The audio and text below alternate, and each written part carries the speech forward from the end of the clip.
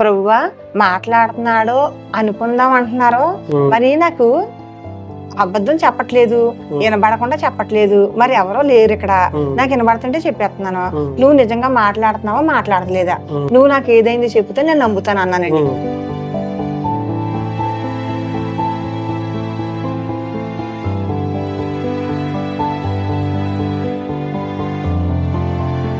ఇప్పుడు ఈ మాటలు ఒకరోజు మాట్లాడిన మాటలు కాదండి, ఇవన్నీ కొన్ని సంవత్సరాల నుంచి 10 సంవత్సరాల నుంచి దేవుడు మాట్లాడిన ప్రతి మాట, ఏ సంవత్సరం ఏం మాట్లాడాడో, ఎలా మాట్లాడాడో, ఏమని చెప్పాడో అన్ని కూడా ఆవిడ రాసింది.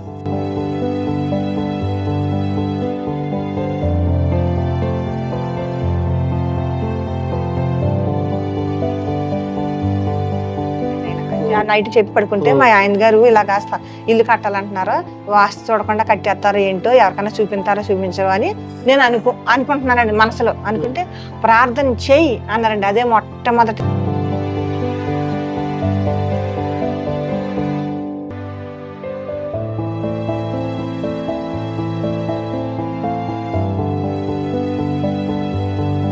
అత్తయ్య ఏమో ఈ బైబిల్ ఇచ్చారు, ఇది చదవటం మొదలు పెడతాను, ఇది ఎన్నాళ్ళకి పూర్తవుతుందో నాకైతే తెలియదు, పూర్తయ్యేసరికి మాత్రం నా వివాహం జరగాలి ప్రభువా, అప్పుడే నేను నమ్ముతాను, అదే నా నమ్మకం అనుకున్నానండి. అని మీరు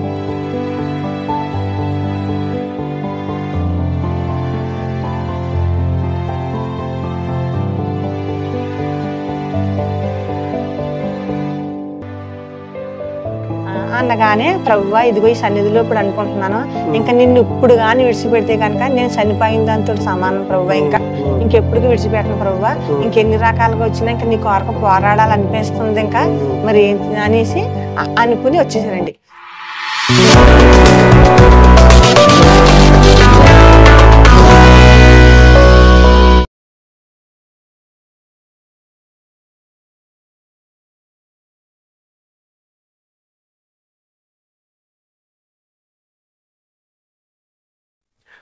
ప్రైజ్ ద లార్డ్. క్రీస్తునందు ప్రియమైనటువంటి దేవుని బిడ్డలైన మీ అందరికీ మన ప్రభు అయినటువంటి యేసుక్రీస్తు వారి శ్రేష్టమైన నామంలో మరొకసారి నా హృదయపూర్వకమైనటువంటి వందనాలు తెలియజేస్తున్నాను. మిత్రులారా, మరొక మంచి సాక్ష్యంతో మీ ముందుకు రావడానికి దేవుడు మా పట్ల చూపినటువంటి ఆయన కృపను బట్టి దేవాది దేవునికి కూడా నా హృదయపూర్వక వందనాలు తెలియజేస్తున్నాను. ఈరోజు ఒక మంచి సాక్ష్యాన్ని, మిమ్మల్ని దేవుల్లో బలపరచగలిగేటువంటి సాక్ష్యాన్ని మీ ముందు తీసుకురావటం జరిగింది. యేసుక్రీస్తు వారు నిజమైనటువంటి దేవుడు, ఆయన తన భక్తులతో మాట్లాడతాడు అంటే చాలామంది ఎగతాళి చేశారు, అది నిజం కాదన్నారు, దేవుడు నిజంగా మాట్లాడతాడా అని చాలామంది వెక్కిరించినటువంటి అనుభవాలు, సందర్భాలు మన జీవితంలో చూసాం. కానీ ఈరోజు భీమవరం ప్రాంతంలో ఒక సహోదరి, ఆవిడ పేరు సుబ్బలక్ష్మి గారు, ఒకప్పుడు హిందువురాలుగా ఉన్నటువంటి వ్యక్తి, సంవత్సరాలు తరబడి దేవుడు తనతో మాట్లాడినప్పుడు ఆయన స్వరాన్ని గుర్తించి ప్రభువే నాతో మాట్లాడుతున్నాడన్న సంగతి తెలుసుకొని ప్రభు వైపు తిరిగి ఆయన సన్నిధి నడవటం ప్రారంభించిన తర్వాత క్రమంగా దేవుల్లో బలపడుతున్న ఒక అద్భుతమైనటువంటి సాక్ష్యం తన జీవితంలో వెలువడింది. ఈరోజు ఆ సహోదరిని మీ అందరికి పరిచయం చేసే అవకాశాన్ని దేవుడు నాకు అనుగ్రహించారు. నాతో పాటు మీరు చూస్తున్నారు, ఈ సహోదరి దేవుని యొక్క స్వరం వినటమే కాదు, అక్షరజ్ఞానం లేకపోయినప్పటికీ ఎప్పుడో 2-3 తరగతులు చదువుకున్నటువంటి ఆ చదువుతోనే ఇంచుమించు 89 పాటలు దేవుడు తనకి అందించినటువంటి పాటలు. వాస్తవంగా అక్షరజ్ఞానం లేకుండా, సాహిత్యం తెలియకుండా పాటలు రాయటం అనేటువంటిది సాధ్యమైనటువంటి విషయం కాదు. కానీ దేవుడు తనతో మాట్లాడి తనకు పాటలు ఇచ్చినప్పుడు, ఆ పాటలు తనకు స్వరంగా వినపడినప్పుడు ఆ పాటల్ని తను స్వరాలాపన చేసి 89 పాటలు రాసింది. అంతేకాదు, ఆశ్చర్యం ఏమిటంటే, నా చేతిలో పుస్తకం మీరు చూస్తున్నారు, దేవుడు తనతో ఏమేం మాట్లాడాడో, ఎన్ని సందర్భాల్లో మాట్లాడాడో, మాట్లాడిన ప్రతి మాట తను ఈ పుస్తకంలో రాసుకున్నారు. అంతేకాదు, ప్రతి మాటకి ఒక మంచి సందర్భం ఉంది, ప్రతి మాట వెనకాల ఒక అద్భుతమైనటువంటి స్టోరీ ఉంది. ఈ విషయాలన్నీ కూడా మనతో ఉన్నటువంటి ఈ సహోదరితో మాట్లాడి తెలుసుకుందాం. తన జీవిత అనుభవాన్ని, దేవుని స్వరం విన్నటువంటి అనుభవాన్ని, దేవుడు తన పాటలు ఎలా ఇచ్చాడో అనుభవాన్ని, హైందవురాలుగా ఉన్నటువంటి తను ప్రభువులోకి ఇప్పుడు ఎలా వచ్చి దేవునిలో కొనసాగుతుందో తన అనుభవాన్ని తన మాటల్లో తెలుసుకునే ప్రయత్నం చేద్దాం. ప్రైజ్ లార్డ్ అమ్మా. చాలా సంతోషం సిస్టర్ గారు, మీరు దేవుడు మీతో మాట్లాడాడని, మీతో మాట్లాడినటువంటి ప్రతి సందర్భాన్ని నాతో పంచుకున్నారు. అసలు దేవుని యొక్క స్వరం వినపడుతుంది అంటే చాలామంది నమ్మరు. అంటే చాలామంది నమ్మకపోవడం అంటే నా ఉద్దేశం క్రైస్తవేతరులు లేక క్రీస్తుని వ్యతిరేకించేవారు ఆయన మాట్లాడితే మాకు ఇప్పుడు వినిపించకుండా చూద్దాం ఎలా మాట్లాడతాడో అని వెక్కిరింతల పాలు చేసిన సందర్భాలు, ఎగతాళి చేసిన సందర్భాలు చాలా సమాజంలో సేవకులుగా మేము చూస్తున్నాం. ఇటువంటి అనుభవం కలిగిన వాళ్ళు కూడా ఉంటే వారి ద్వారా దేవుడు ఎలా మాట్లాడతాడో అనేక మంది తెలియపరిచే అవకాశాన్ని ఈరోజు మీ ద్వారా దేవుడు ఇవ్వటం అనేది చాలా గొప్ప ధన్యతగా భావిస్తున్నాను. ఈ సమయాన్ని మీరు ఇచ్చినందుకు, మీ సాక్ష్యం పంచుకోవడానికి మీరు ముందుకు వచ్చినందుకు ప్రత్యేకంగా ప్రభు పేరిట మీకు వందనాలు తెలియజేస్తూ ఉన్నాను. అందరికీ నా వందనాలండి. మా పుట్టిన ఊరైతే కోటికేశ్వరం అండి. కోటికేశ్వరం అక్క తమ్ముడు. మీరు పుట్టినప్పుడు పూజలేనండి. పూజలు పుట్టినప్పటి నుంచి పూజలు చేసేనండి, అంతేగాని యేసు ప్రభు అంటే లేదండి, తెలియదండి. అయితే పూజలు పెళ్లి వరకు కూడా పూజలే. అప్పుడు పెద్ద మేనత్తయ్య గారు అనమాట ప్రార్థనలు అయ్యి పెడతా ప్రార్థన చేయించుకుంటున్నారండి. అలాగా ప్రార్థనలో వచ్చారనమాట. ఆవిడ కూడా మొత్తం ఇంటి నిండా ఫోటోలు ఉండేయండి ఆమెకు కూడా. అయినా కానీ దేవుడు ఆవిడని ఎన్నుకుని మరి ప్రార్థన చేయించేవారు. పాస్టర్ గారిని తీసుకొచ్చి ప్రార్థనలు పెట్టేవారు. అప్పుడు మా అత్తయ్య గారు ఇల్లే కదని మేము కూడా వెళ్ళేవాళ్ళం అనమాట. అలాగా 15-16 సంవత్సరాలు అలా వెళ్ళారు. కానీ ఆయన గురించి నాకు తెలియదు. అంటే ప్రార్థన చేసినప్పుడు కూర్చోవాలి, పాట పాడితే వచ్చేయాలి అన్నట్టే గానీ ప్రభు గురించి అంత లోతుగా తెలియదు. మీ మేనత్త గారు ప్రార్థన పెడితే వెళ్ళేవాళ్ళు తప్ప యేసు ప్రభు నిజమైన దేవుడని కానీ ప్రార్థనకు వెళ్ళే అలవాటు గానీ అప్పుడు మీకు లేదు. తర్వాత అక్కడికి పంపించే వాళ్ళు, మా తల్లిదండ్రులు కూడా అక్కడికి పంపించరు కూడా. అయితే అలా జరుగుతూ ఉంటుంటే ఒక రోజుని మా చిన్న మేనత్త గారు అబ్బాయితో వివాహం కుదిరిందండి. మా పెద్ద మేనత్త గారు అబ్బాయితో మా అక్కకి వివాహం జరిగిందండి. మా చిన్న మేనత్త గారు అబ్బాయితో నాకు వివాహం కుదిరిందండి. కుదిరిన తర్వాత ముహూర్తం కూడా పెట్టారు.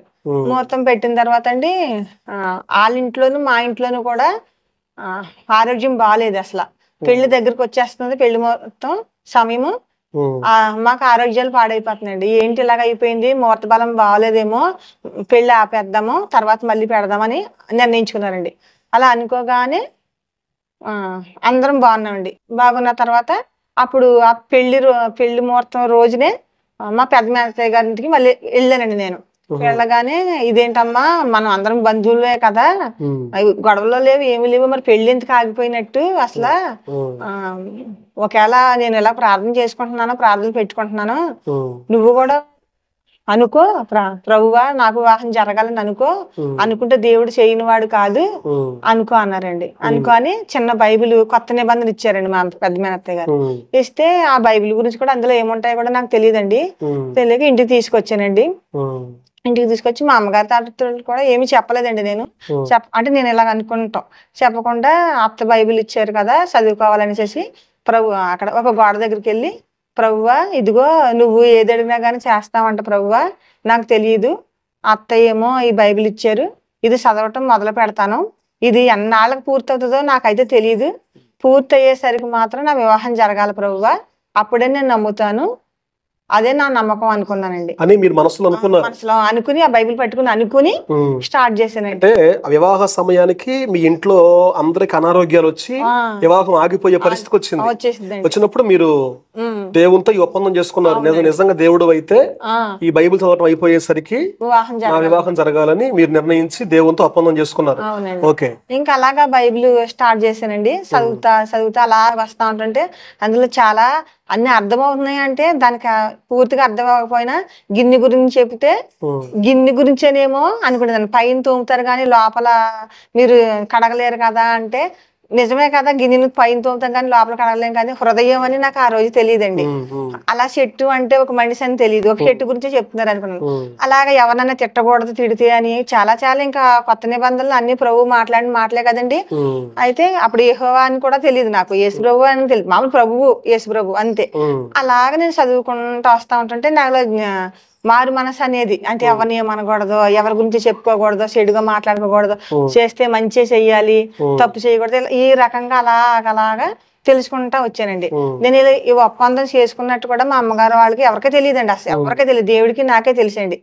అయితే మా పెద్ద మేనత్తయ్య గారు అబ్బాయిని మా అక్క గారు చేసుకున్నారు కదా, అయితే నేను కూడా చిన్న మేనత్తయ్య గారు అబ్బాయిని చేసుకుంటే బాగుంటది, ఇంకా బయట కుటుంబంలోకి వెళ్ళవసరం లేదు అని ఒక నిర్ణయం ఉండేదండి నాకు. ఆయన్ని చేసుకోవాలన్న ఆలోచన అనమాట. ఇంకా ఇది కూడా ఎవరికి చెప్పింది కాదండి. అయితే ఈ లోపు పెద్దలే కుదిరిచి వివాహం జరిగించారండి. నేను అనుకున్నది కూడా జరిగింది అనమాట. అప్పుడు కూడా నా అంతరంగంలో ఉన్నాయి ప్రభు తీర్చినట్టున్నారు. అంటే ఇప్పుడు బైబిల్ చదవటం పూర్తి అయ్యేసరికి వివాహం అయిపోయిందా? పూర్తి ఇంకా చదువుతున్నానండి, చదువుకుంటూ వచ్చేసరికి ఈ లోపు మళ్ళీ ముహూర్తం స్టార్ట్ అయిపోయి మళ్ళీ ముహూర్తం పెట్టేశారండి. అయినా కానీ దీన్ని ఇలా చదువుకుంటున్నాను. సరిగ్గా మే నెల 20వ తారీఖు ముహూర్తం పెట్టారండి. మీ పొద్దున్న 10 గంటలకు వెళ్ళండి. ఆ రోజు చదువుకుని పేపర్ పూర్తి చేసి పీటల మీద కూర్చున్నానండి. ఇంకా అప్పుడు బైబిల్లో ఉన్న ఆఖరి పేజీ పెళ్లి పీటలకు వెళ్లే ముందండి, పెళ్లి పీటల మీద కూర్చునే ముందు బైబిల్ ఆఖరి పేజీ పూర్తి చేసి కూర్చున్నానండి. అంటే మీరు దేవుడితో ఏ ఒప్పందం చేసుకున్నారో అది నెరవేర్చిన సమయానికి వివాహం కరెక్ట్ గా జరిగింది. అప్పుడే ఇంకా ఒకసారి బైబిల్ చదువుకుంటానని పెళ్లి కూతుర్ని పెళ్లి బట్టలతో ఉన్నానండి, తలుపులు వేసుకుని కూర్చుని మోకాళ్ళు వేసుకుని, అప్పటికి ఇంకా ప్రార్థన కూడా నాకు ఇంకా తెలిసిపోతుందండి.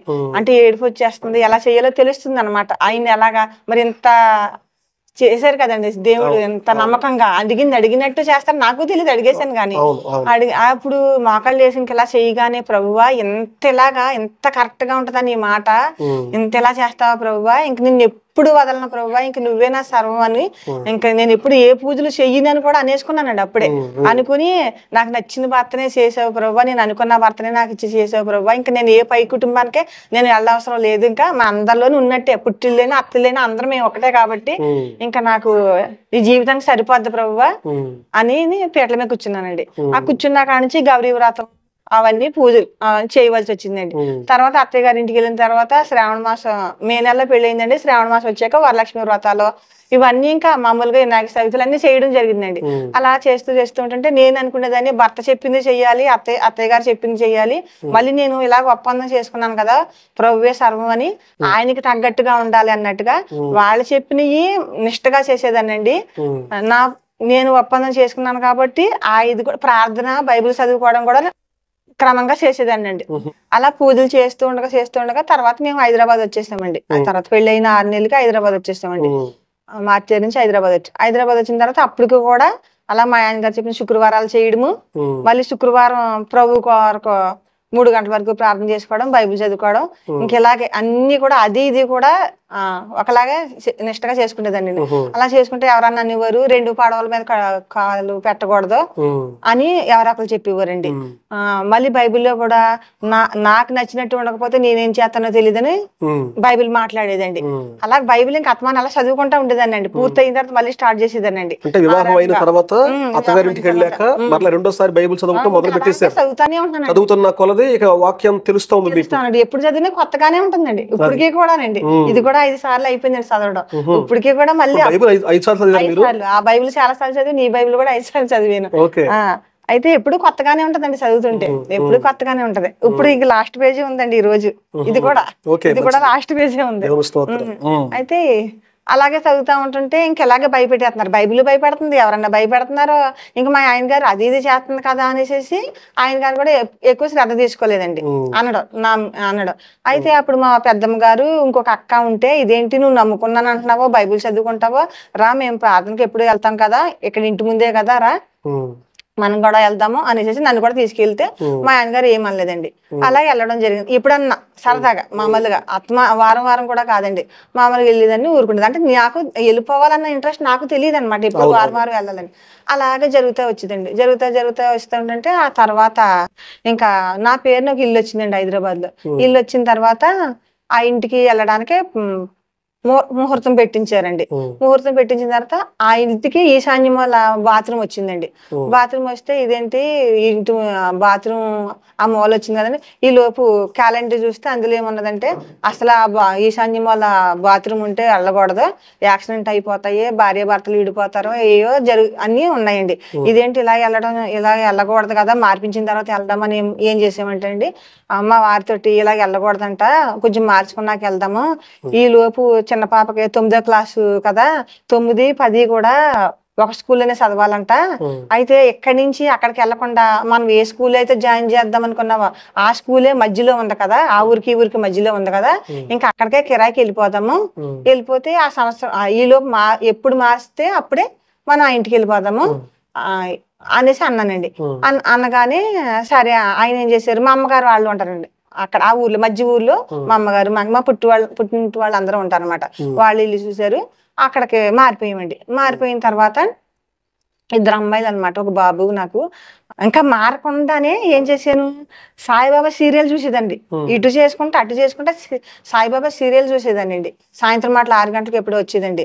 అలా చూస్తుండగా ఈ లోపు 2 పడవల మీద అడుగు వేయొద్దు అన్నారు కదండి, ఇలా అడుగు వేయొద్దు అన్నారు కదా, ఇదేంటి అందరిని నమ్ముకోవచ్చు కానీ ప్రభువు నమ్ముకుంటే మాత్రం ఎవరిని నమ్ముకోకూడదు అంటున్నారు. వాడిని నేను తెలియక అలాగ అనేసుకున్నానేమో, వీళ్ళందరిని నమ్ముకుంటే అసలు ఏ భేదమో ఉండదు. ఇప్పుడు సాయిబాబా కూడా ఉన్నారు, యేసు ప్రభు మాటలాగే ఉన్నాయి సాయిబాబా మాటలు కూడా. అయితే ఇలా కాదు ప్రభువా, నువ్వంటే ఇష్టమే గాని నిన్ను నమ్ముకుంటే నిన్ను ఒక్కరినే నమ్ముకోవాలంట. మరి సాయిబాబాలోకి ఉన్నాను అనుకో, నిన్ను కూడా నమ్ముకోవచ్చు, ఎవరినైనా అనుకోవచ్చు. ఇంకా మరి నా వల్ల కావట్లేదు ప్రభు, ఇటు అటు నువ్వు కూడా ఉండొద్దు అంటున్నావు, ఇంకా నేను సాయిబాబాలో ఉండి నిన్ను కూడా తలుచుకుంటాను ప్రభువా అనుకున్నానండి. అనుకుని ఉంగరం తాకట్టు పెట్టి మరి మా ఆయన గారిని షిరిడీకి పంపించానండి. మా ఆయన గారికి పూజలే కాబట్టి నేను ఎందుకు అలా పంపించాలి, ఏదో బాగుంటది అన్నట్టుగా అని పంపిస్తే ఆయన ఏం చేశారండి, శనీశ్వరుడు బొమ్మలు, నువ్వులు ఇవన్నీ శనివారం నాడు బాగా పట్టుకొచ్చారండి. పట్టుకొస్తే మరి ఆ సమయం అలా వస్తుంది, ఏ వారం వస్తామో తెలియదు కదా, మరి అది తీసుకున్నప్పుడు బాగానే ఉంటది, మరి ఇంటికి వచ్చేసరికి ఏ వారం వస్తుందో తెలియదు కదా అన్నారు ఆయన గారు. అన్న తర్వాత ఇంక ఇల్లు ఖాళీ, ఇంకా ప్రసాదాలు ఆ బొమ్మలు అన్ని ఉన్నాయండి. ఇంక ఇల్లు మధ్యలో అద్దెంటిలోకి ఊర్లోకి వెళ్ళామండి. ఆ ఇంటికి దిగిన తర్వాత దిగిన 20 రోజులకి మావయ్య గారు చనిపోయారండి. మా మావయ్య గారు కూడా హైదరాబాద్ వచ్చేసారనమాట. 20 రోజులకి మావయ్య గారు చనిపోయారండి. 20 రోజులు చనిపోయిన తర్వాత మళ్ళీ ఆ కార్యక్రమం 10 రోజులు 11వ రోజున అయిన తర్వాత మర్నాడే వేడి నీళ్లు మా అబ్బాయి మీద పడిపోయి ముఖం మీద పడిపోయింది. ముఖం అంతా గులాబీ కలర్ వచ్చిందండి, తోలు ఊడిపోయిందండి, మొత్తం శరీరం అంతా ఊడిపోయిందండి. అది మళ్ళీ ఆ అబ్బాయిని హాస్పిటల్ తీసుకెళ్ళమండి. హాస్పిటల్కి 15 రోజులు హాస్పిటల్లో ఉన్నామండి. చాలా నరకం అనిపించాం. తర్వాత ఇంకా ఇల్లు అసలు మళ్ళీ వాస్తు బాగోలేదేమో అని అక్కడి నుంచి మళ్ళీ ఆ నెలలోని మళ్ళీ ఇంకొక ఇల్లు మారిపోయింది. అప్పుడు దైవజనరాలు దేవుణ్ణి నమ్ముకున్న ఆవిడ ఉన్నారండి అక్కడ. అంటే ఇప్పుడు ఇల్లు అయితే మారుతున్నారు కానీ ఇవన్నీ ఎందుకు జరుగుతున్నాయో అనేటువంటి విషయం మాత్రం మీరు గ్రహించుకోలేదండి. ఇంకా విడిచిపెట్టాను కదండి. అప్పుడు మా మేనత్తయ్య గారు ఇచ్చిన బైబిల్ కూడా ఏం చేశానంటే మళ్ళీ ఉండకూడదేమో అనేసి మేము పైన ఉండేవాళ్ళమి, కిందే చర్చి. ఆ వచ్చేటప్పుడు ప్రభువా ఇదిగో మరి తలుపులు వేసేసి ఉంటాయి కదా, ఇదిగో ప్రభువా అని అక్కడే పెట్టేశానండి. అక్కడ గుమ్మ ముందే వదిలేసి వచ్చేసానండి. ఇంకా అంతే, తెచ్చుకోలేదండి, బైబిల్ కూడా తెచ్చుకోలేదు. తలుచుకుంటానే గాని ఇంకా అలాగే ఇంకా పట్టుకుందండి ఇంకా నన్ను. ఇంకా తర్వాత వచ్చేసాం కదండి. ఇంకా అలాగా వచ్చేసిన తర్వాత 7 నీళ్ళు పడిపోయి ఇంకెలా పడితే అలాగా పింక్ కలర్ వచ్చేసిందండి ఇదంతా, ఫేస్ అంతా. ఇంకా అది అయిపోయింది. అది అయిపోయిన తర్వాత ఇంకా మళ్ళీ బంధువులతో గొడవలండి, ఇంకేదో ఒక సమస్య. తర్వాత నాకు అనారోగ్యాలండి. నాకు తగ్గితే నేను హాస్పిటల్ తీసుకెళ్లి 2 టాబ్లెట్లు వేసుకునేసరికి మళ్ళీ మా పెద్ద పాపకి, మళ్ళీ అమ్మాయి తర్వాత మళ్ళీ చిన్న పాపకి, మళ్ళీ తర్వాత మా ఆయన గారికి, తర్వాత మా బాబుకి. ఇంక మొత్తానికి తిరగడమేనండి. ఇంకా తగ్గట్లేదు, ఎవరికి కూడా తగ్గట్లేదండి. తగ్గినా మళ్ళీ ఇంకా స్టార్ట్ అవుతుందండి. ఇంకా అలా హాస్పిటల్ మా అక్క మా అమ్మాయి అయితే తీసుకెళ్ళకపోయేవారు. ఏంటి ఇన్నిసార్లు వస్తున్నారని డాక్టర్ కూడా ఆశ్చర్యపోయేవారండి. అలాగ తిరుగుతూ వస్తుంటే ఇంకా కూడా నేను గురువారాలు చేస్తున్నానండి. ఇంకా మళ్ళీ గురువారాలు కూడా మొదలు పెట్టేవండి ఇద్దరం, మా ఆయన గారు నేను కూడా. ఏదన్నా మిషన్ కుడదామా, షాప్కి వెళ్దాం అనుకుంటే వారం రోజులు మిషన్ కుట్టాను అంటే మళ్ళీ ఇంకో 15 రోజులు ఇంటి దగ్గర ఉండిపోవాలండి. అలాగా 2-3 సార్లు వెళ్ళి అమ్మ మీకు టైఫాయిడ్ వచ్చేస్తుంది కదా ఎందుకమ్మా ఇంకా మానేయండి అని వాళ్ళు కూడా మానిపించేశారండి. ఇంక ఈ రకంగా ఎలాగ జరుగుతూ వచ్చిందండి. బంధువులు విడిపోయామండి. ఈ లోపు అమ్మ అవసరం లేకపోయినా ఇల్లు అమ్మేసుకున్నామండి. ఆస్తి ఎందుకు అమ్మేసుకున్నామా, హైటెక్ సిటీలో ఇల్లు అండి, 4th బేస్ హైటెక్ సిటీలో ఇల్లు, అది అమ్మడం జరిగిందండి. ఆ డబ్బులు అలా చల్లా చెదరకింత ఇంకా అలాగా యేసు ప్రభు నిన్ను వదిలేస్తున్నాను నేను యేసు ప్రభుతో మీరు చెప్పిన దగ్గర నుంచి స్టార్ట్ అయిపోయిందండి. స్టార్ట్ అయిపోయి అప్పటి నుంచి మనశ్శాంతి లేదు, సమాధానం లేదండి, ఇక నెమ్మది లేకోకుండా అయిపోయిందండి. అనారోగ్యం వచ్చేసింది, కుటుంబంలో మామగారు చనిపోయారు, బాబుకు బాగలేదు, ఇవన్నీ వస్తున్నప్పుడు మీకు ఏమనిపించింది? ఏమనిపిస్తుంది మళ్ళీ ప్రభువులోకి వెళ్ళినా గానీ 2 చేయొద్దు అంటారు. ఇటు నా భర్త ఊరుకోరు, అటు ఆయన చెప్పిందే చెయ్యాలి, ఇటు ఈయన చెప్పింది చెయ్యాలి. ఇంకా 2 రకాలుగా అప్పుడు పడిన బాధే మళ్ళీ పడాలి. ఇష్టం లేక అయితే కాదండి ప్రభువు, నేను అలా చెయ్యకూడదన్న ఉద్దేశం మీద నేను కఠిన పరిచేసుకుంటున్నాను నా హృదయాన్ని అండి. అలాగా నేను ఇంకా నా వల్ల కావట్లేదు, ఇంకా ఇలాగే అయిపోతున్నాండి. లాస్ట్ కి ఇంకా ఆఖరికి సంవత్సరం కూడా దగ్గరికి వచ్చేస్తున్నాడు మా మావయ్య గారు, కానీ బతుకులు బాగుపడతలేదండి. ఆ తర్వాత ఆ ఇల్లు అమ్మేసిన తర్వాత కూడా చిన్న స్థలం ఒక చోట కొనుక్కున్నామండి. మాకు ఇల్లు వచ్చిన చోట కొనుక్కున్నాం. ఆ తర్వాత అలాగే జరుగుతుందండి. జరుగుతూ వస్తుంటే ఇంకా నెమ్మదైతే లేదండి, సమాధానం లేదండి. చాలా గొడవలు, ఇంట్లో గొడవలు, ఇల్లు గొడవలు, ఇంకెలాగ మనశ్శాంతి లేకపోతే అలాగే జరుగుతూ వస్తుంటే అప్పుడు ఇంకా లాస్ట్ కి మా పక్క ఆవిడ కూడా ఆ తల్లి గారు వచ్చి ఎవరో చేతబడి చేశారంట. అమ్మ ఒకసారి అంత అలా ఉండవు కదా, సన్నిధికి వెళ్ళమ్మా, నాకు కూడా ఎవరో చేతబడి చేస్తే ఎన్ని చోట్లకి వెళ్ళినా తగ్గలేదు, మందిరానికి వెళ్తే తగ్గింది అన్నారండి. సరేలే అని పట్టించుకోలేదండి. మళ్ళీ ఏమనుకుంటేదాన్ని, ఇది కూడా నా పాపం చెప్పకపోతే మళ్ళీ ప్రభువు నమ్ముకున్న తర్వాత దశభాగాలు ప్రభువుని విడిచిపెట్టిన తర్వాత విగ్రహారాధనలోకి వచ్చాను కదా, అప్పుడు 100 రూపాయలు పెడితే 10 రూపాయలు దేవుడికి తీసేదానండి. అప్పుడు కూడా నేను తీర్మానించుకున్నదేనండి, జాకెట్లు కుట్టేదాన్ని, ఏదైనా ప్రాబ్లం వచ్చేది. ఇలా కాదు ప్రభువు నమ్ముకున్నాను కానీ, అంటే దశభాగం అంటే 100 రూపాయలకి 10 రూపాయలు అని నాకు తెలియదు, దశభాగం అంటారు కదా దానికి వివరం తెలియదు కానండి. 10 రూపాయలకి రూపాయి తీస్తాను అనుకున్నానండి. దశ అంటే తెలియదు నాకు, దానికి అని తెలియదండి, 10 అని తెలియదండి. 10 అని తెలియకుండా 10 రూపాయలు పెడితే రూపాయి తీస్తాను ప్రభువా, కానీ ఏదైనా సరే రిస్క్ రాకుండా ఉండాలి, నాకు కుట్టిన వస్తువు కుట్టిన సాల్తి రిస్క్ రాకూడదు ప్రభువా, అది అలాగైతేనే నా దగ్గరికి రావాలా, లేకపోతే వద్దు, నేను రూపాయి తీస్తాను అనుకున్నానండి. అలాగే జరుగుతూ వచ్చింది. అయితే అప్పటి నుంచి ఇప్పటి వరకు ఎటువంటి రిస్క్ రాలేదండి. అలా బట్టలు కుడతానే ఉన్నాను. ఆయన ఎలాగైతే అనుకున్నానో తీయడం మొదలు పెట్టాను డబ్బులు. అలా తీయడం మొదలు పెట్టిన తర్వాత అలాగే బట్టలు వస్తా ఉన్నాయి. అలా మిషన్ కుట్టుకుంటా, బిడ్డలు చూసుకుంటా అలాగే ఇంట్లోనేనండి. అలా జరుగుతా అప్పుడు చెప్పాను కదండి, ఇది అనారోగ్యం తోటి అన్నాను కదండి. ఇలాగా లాస్ట్ కి ఇంకా చాలా మంచానికి పడిపోయినండి. మంచానికి పడిపోయి 10th క్లాస్ పూర్తి అయిందండి. ఇంకా మా చిన్న అమ్మాయి ఏమో 10th క్లాస్కి వెళ్ళాలి, పెద్ద అమ్మాయి ఏమో 10th క్లాస్ పూర్తి అయిందండి. పూర్తి అయ్యేసరికి ఇంకా మాట కూడా ఇంకా రావట్లేదు. ఎప్పుడు శిలలను కూడా ఎక్కలేదండి, నాకు అసలు నాకు తెలియదు. అప్పుడు శిలలను కూడా ఎక్కించేవారు. శిలలను ఎక్కించిన కాంచేపటికే మళ్ళీ నీరసం అయిపోయేదండి. ఒక జ్యూస్ తాగిన వెంటనే మళ్ళీ నీరసం అయిపోయేదానండి. ఇంకా పట్టులు వదిలేస్తున్నాయండి, ఇంకేమీ పని చేయట్లేదండి, నా ఒంట్లో ఏం పని చేయట్లేదు. రచ్చరేకలు అంటే మళ్ళీ రచ్చరేకలు కట్టించుకునేదాన్ని. ఒక క్షణమే అది కూడా పీడకలలు వచ్చేసేయండి. అయినా కానీ ఆయనకి ఎక్కువ తెలిసేది కాదు, మా పుట్టింటి వాళ్ళు ఉన్నారు కానీ వాళ్ళకి తెలిసేది కాదు, ఏంటో నీరసం తగ్గట్లేదు పిల్లకనివారు. అప్పుడు పక్కింటి ఆవిడ అన్నారండి, ఏమండి ఎవరో ఎక్కడో టైఫాయిడ్ వస్తే ఆవిడ చనిపోయారంటండి, మీకేమో టైఫాయిడ్ తగ్గట్లేదు, ఈ ఆడపిల్లలు ఏమైపోతారో ఏంటో, మీ ఆయన గారు ఖర్చు పెట్టిన డబ్బులు ఇప్పటికి ఎన్ని వేలు ఖర్చు పెట్టారో తెలియదు, మీరు తిన్నా తిండి 3 రోజులు నేను తింటే గనక ఎంతో ఆరోగ్యంగా ఉందినండి, చాలా బలం వచ్చేసిను, ఎంత తిన్నా సరే గాని ఏమి తినలేనిలాగా ఉంటున్నారు ఏంటండి అని అన్నారండి ఆవిడ. అయినా కానీ నాకేం తెలియట్లేదు, జ్యూసులు జావలో తిండి తిన్నా అంటే ఎక్కడ నీరసం తగ్గిపోద్దా అని ఇంక పెట్టమనేదండి. మాట మాత్రం లేదండి, ప్రసన్న అని చాలా స్లోగా పలికేదండి. లేదండి, అస్సలు లేదండి, శక్తి లేదండి. అయితే మా పాప 10th క్లాస్ పూర్తి ఇంక ఇంట్లోనే ఉంది కదండి, ఒక బాలింతరాలు అయితే ఎలా చేయించుకుంటదో 10th క్లాస్ చదువు బిడ్డనండి నేను అలా చేయించుకున్నానండి పని. మా భర్తకు బాక్స్ పెట్టడం, చిన్న బిడ్డలను తయారు చేయడం, స్కూల్ కి చాలా కష్టపడిపోయింది. ఆ పిల్ల ఏమైపోద్దో అనుకున్నారండి, అంత పని చేసిందండి పిల్ల. అలా చేస్తా ఉంటుంటే అప్పుడు నేను ఇంకేంటి ఇలా చచ్చిపోతా, ఆవిడ అలాగంద కదా, ఎవరో ఆవిడ చనిపోయింది అన్నది కదండి ఆవిడ. అనేసరికి ఇది కాదు పని, ఒకవేళ ఆయన్ని నమ్ముకున్న తర్వాత ప్రభువుని నమ్ముకున్న తర్వాత సాయిబాబాలోకి వచ్చేసాను కదా, ప్రభువు నమ్ముకుని నా దగ్గరకు వచ్చింది ఏంటని సాయిబాబా విడిచిపెట్టేసారేమో.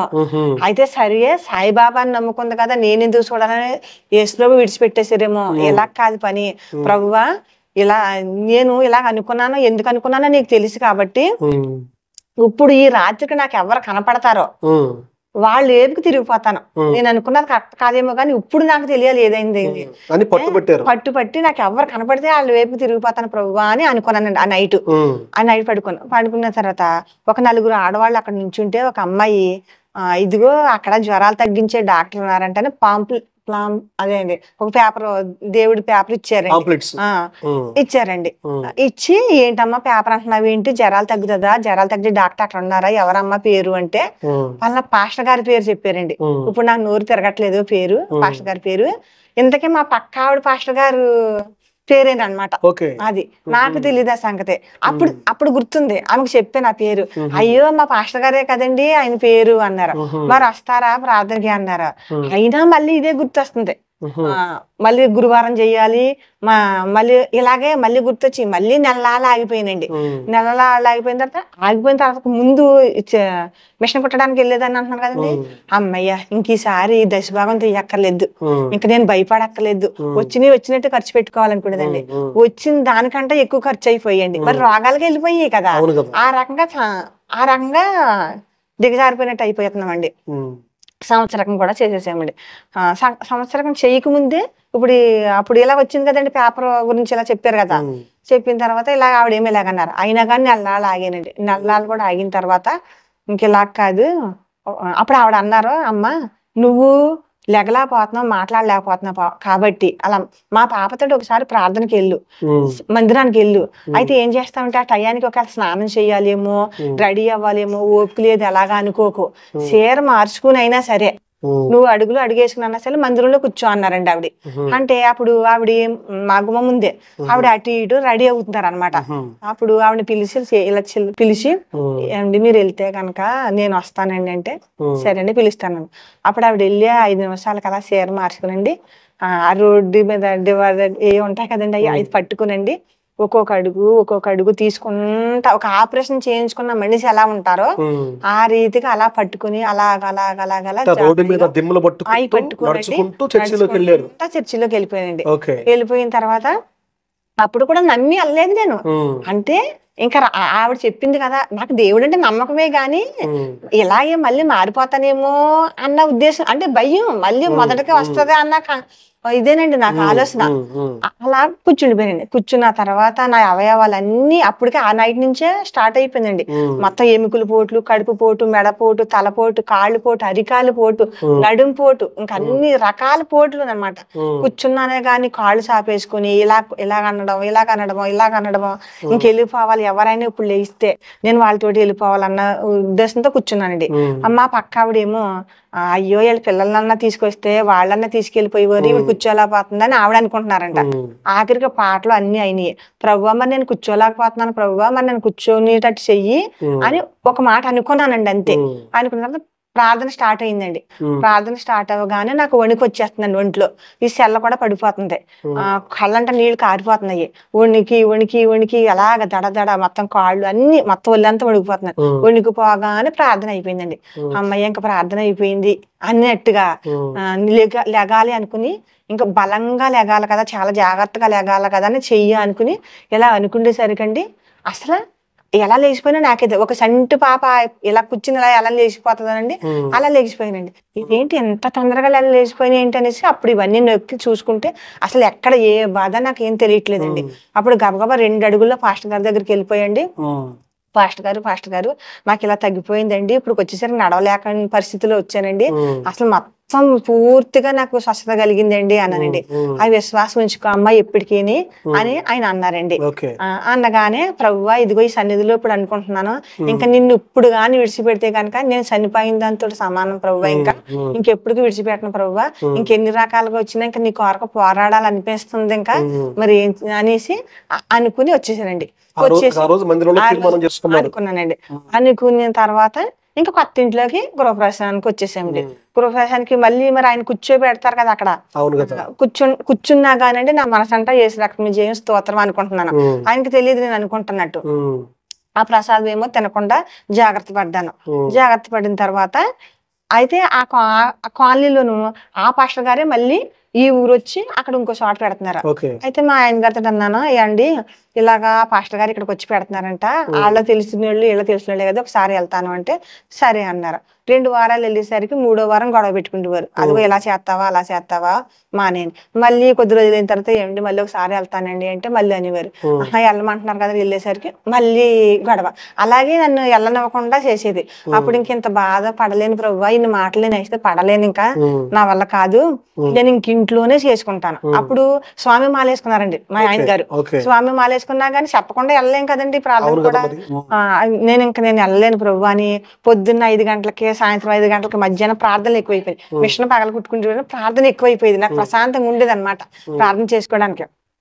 ప్రార్థన చేసుకుంటా ఉంటే నేను ఇంకెక్కడికి వెళ్ళను ప్రభువా, నాకు ఇంట్లో ఎక్కడైనా కనపడి ప్రభువా, నాకు గోడ మీద కనపడి ప్రభువా, ఇంకా అక్కడే కూర్చొని ప్రార్థన చేసుకుంటాను ప్రభువా అన్నానండి. ఇలా చూస్తున్నానండి.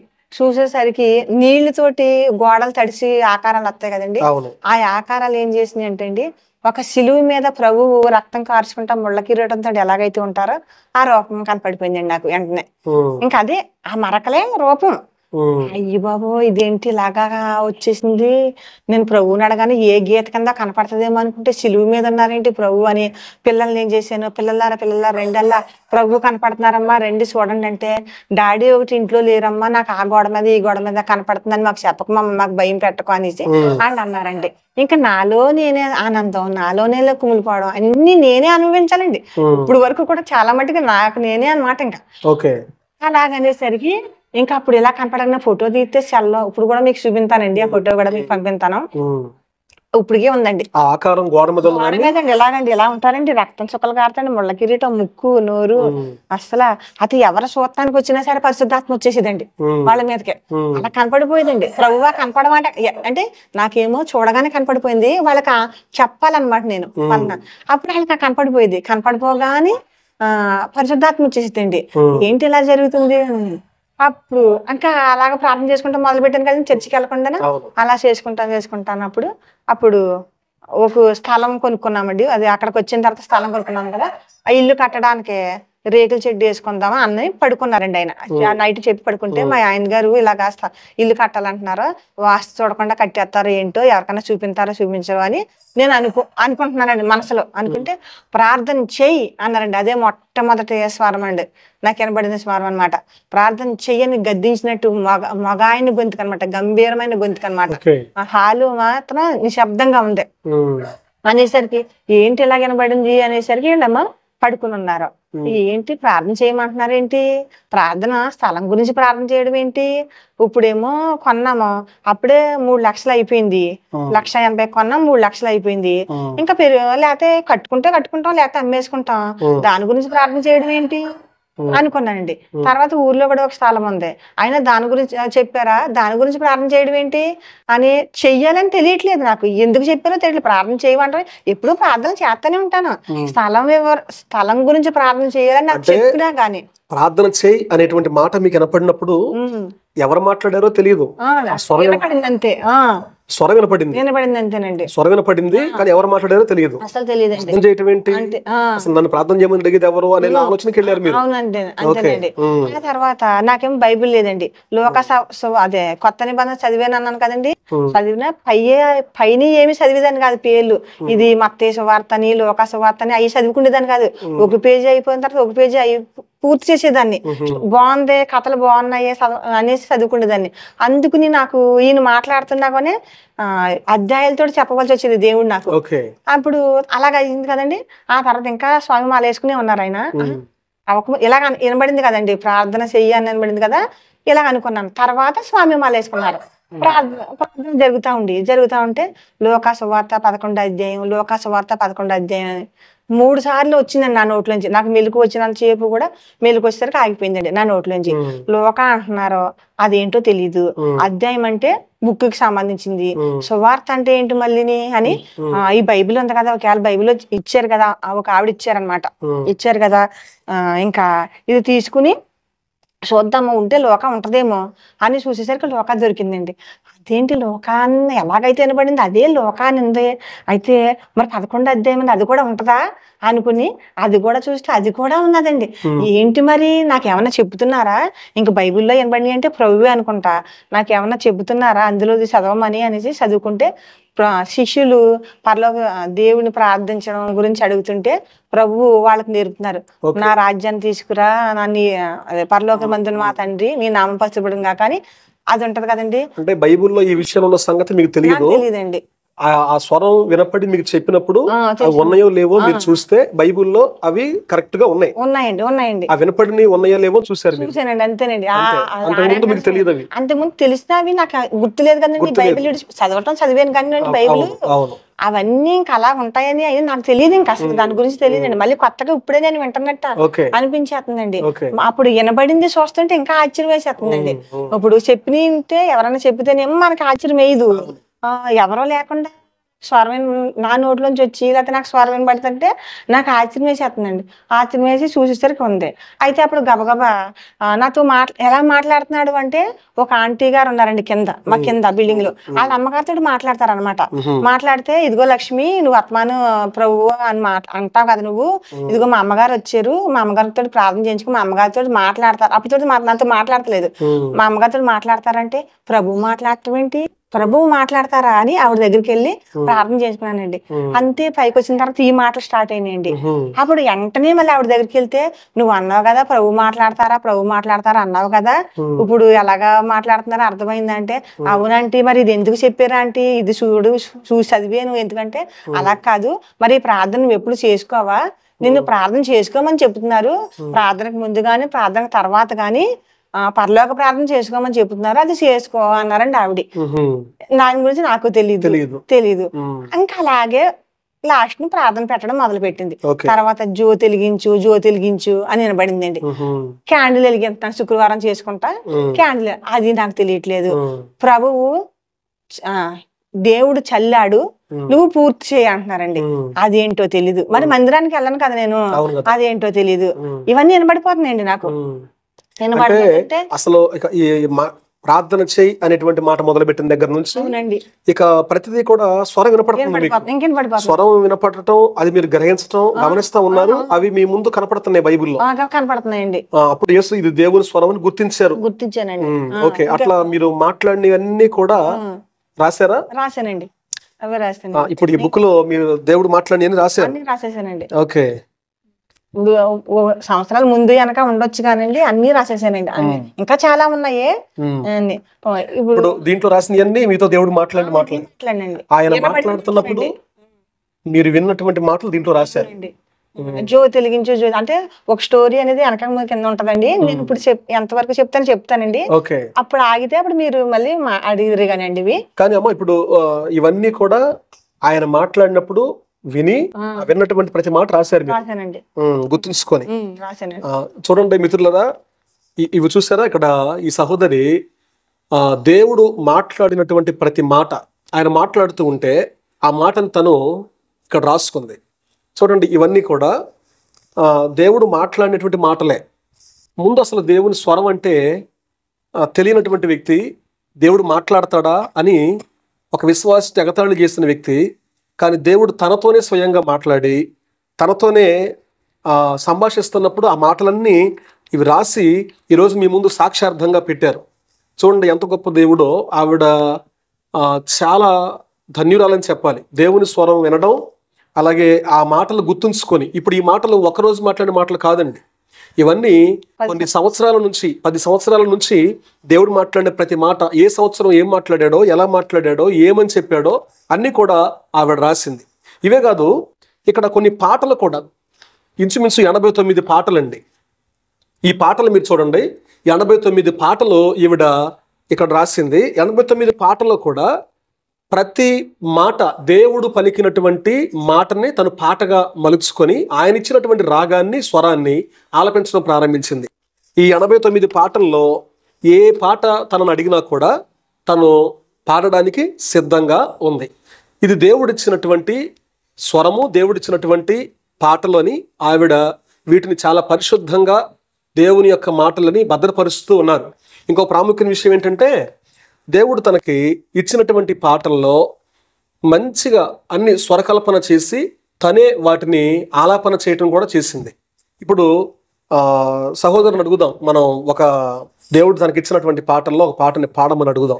సిస్టర్ గారు, మీకు ఇక్కడ 89 పాటలు రాశారు కదా, ఈ పాటలన్నీ మీరు దేవుడే నాకు ఇచ్చారు, ఆయన మాట్లాడినటువంటిది నా చెవులో వినపడిన దాన్ని నేను పాటగా రాసుకున్నానని చెప్పారు కదా, ఒక పాట పాడండి. అది పాట ఎలా ఉంటదండి అంటే, కోపంగా నన్ను చూడగానే కొరడాలతో కొట్టారని ప్రభు చెప్పారండి నాకు, స్వరం ద్వారా వినబడింది. అప్పుడు ఆ పాట ఎలాగేస్తారండి, నాకు అరగంటలోనే దేవుడు ఆ పాట పూర్తి చేస్తారండి. ఎప్పుడు పెన్నో పేపర్ పెట్టుకుని నేను రాసుకోలేదండి. అయితే ఏంటి ప్రభు ఇలా కొట్టారా ప్రభు, అయితే ఇప్పుడు నాకు పాట నేర్పుతున్నావా ప్రభు, సరే ప్రభు పాట పాడతాను ప్రభు, నాకు చెప్పే ప్రభు అంటానండి, అంతే ఇదే మాట అంటానండి. అరగంటలోనే పాట అక్కడ ఒక 10 సార్లు చదివేసుకున్న పాటలాగా అక్కడ పెడతారండి. నాకు ఇంకా అలా కనపడతా ఉంటాయండి, కళ్ళు మూసుకుంటేనండి, చూస్తే నేను పాడలేనండి, రాసుకుని కూడా పాడలేను. అయితే ఆ పాట ఒకటి నేను పూర్తి చేసేస్తానండి. కోపంగా నిన్ను చూడగానే కొరడాలతో నిన్ను కొట్టి తిరి, చేతులతో నిన్ను గుద్ది తిరి, కాళ్ళతో నిన్ను తన్ని తిరి, అయ్యో పాపం అనలేదే ఎవరికి నీపై దయరాదే, అయ్యో పాపం అనలేదే ఎవరికి నీపై దయరాదే, కోపంగా నిన్ను చూడగానే కొరడాలతో నిన్ను కొట్టి తిరి, సిలువను నీవు మోసుకొని కల్వరిగిరికి పోతుంటే, దారి మధ్యలో ముళ్ళున్నా వాటి మీదనే నడిపితిరి, అయ్యో పాపం అనలేదే ఎవరికి నీపై దయరాదే, కోపంగా నిన్ను చూడగానే కొరడాలతో నిన్ను కొట్టి తిరి, సిలువను నీవు మోసుకుని, ఒక్క నిమిషం పర్లేదు, దారి మధ్యలో తల తిరిగి సిలువను వెంటనే దించితివి, వేరొక మనిషిని తోడిచ్చి కల్వరిగిరికి నడిపితిరి, అయ్యో పాపం అనలేదే ఎవరికి నీపై దయరాదే, కోపంగా నిన్ను చూడగానే కొరడాలతో నిన్ను కొట్టి తిరి, మేకులు నీలో దిగుతున్నా శిరస్సున ముళ్ళు పెడుతున్నా, రక్తం దారగపోతున్నా ప్రాణం మా కొరకిస్తున్నా, అయ్యో పాపం అనలేదే ఎవరికి నీపై దయరాదే. మంచిదమ్మా, చాలా సంతోషం. అంటే మీకు రాగం మీద పట్టు లేదు, సాహిత్యం మీద పట్టు లేదు, అక్షర జ్ఞానం సరిగ్గా లేదు, పాటలు ఎలా రచించాలో దానికి సంబంధించినటువంటి పరిజ్ఞానం లేదు, పల్లవి చరణం అంటే కూడా తెలియదండి నాకు, ఈ పల్లవి చరణం కూడా తెలియదు, అసలు ఇవేమీ తెలియదు. కానీ దేవుని యొక్క మాట మీ చెవిన పడగానే దాన్ని దేవుడు పాట రూపంగా మలుచుకునే అవకాశాన్ని మీకు ఇచ్చాడు. నిజంగా ఆశ్చర్య మిత్రులారా, చూడండి, అంటే వినడానికి ఆ పాట అంత గొప్ప రచయితలు రాసినట్టుగా ఉండకపోయినప్పటికీ తనకున్న జ్ఞానంలోనే, తనకున్నటువంటి భక్తిలోనే దేవుని స్వరం ఏదైతే వినపడిందో ఆ మాటని తనకి దేవుడు రాగం కట్టే అవకాశాన్ని ఇచ్చి అది జీవితాంతం గుర్తుండిపోయేలాగా తన జ్ఞాపశక్తిలో ఉంచడం కూడా గొప్ప ధన్యత. ఇప్పుడు 89 పాటలు ఉన్నాయి. వీటిల్లో ఏ పాట పాడమని అడిగినా సిస్టర్ గారు చక్కగా పాడుతున్నారు. అంటే ఈ వీడియోలో అన్ని పాటలు పాడించే అవకాశం నాకు సమయం లేదు కాబట్టి చెప్తున్నాను. 89 పాటలు నా చేతుల్లో ఉన్నాయి.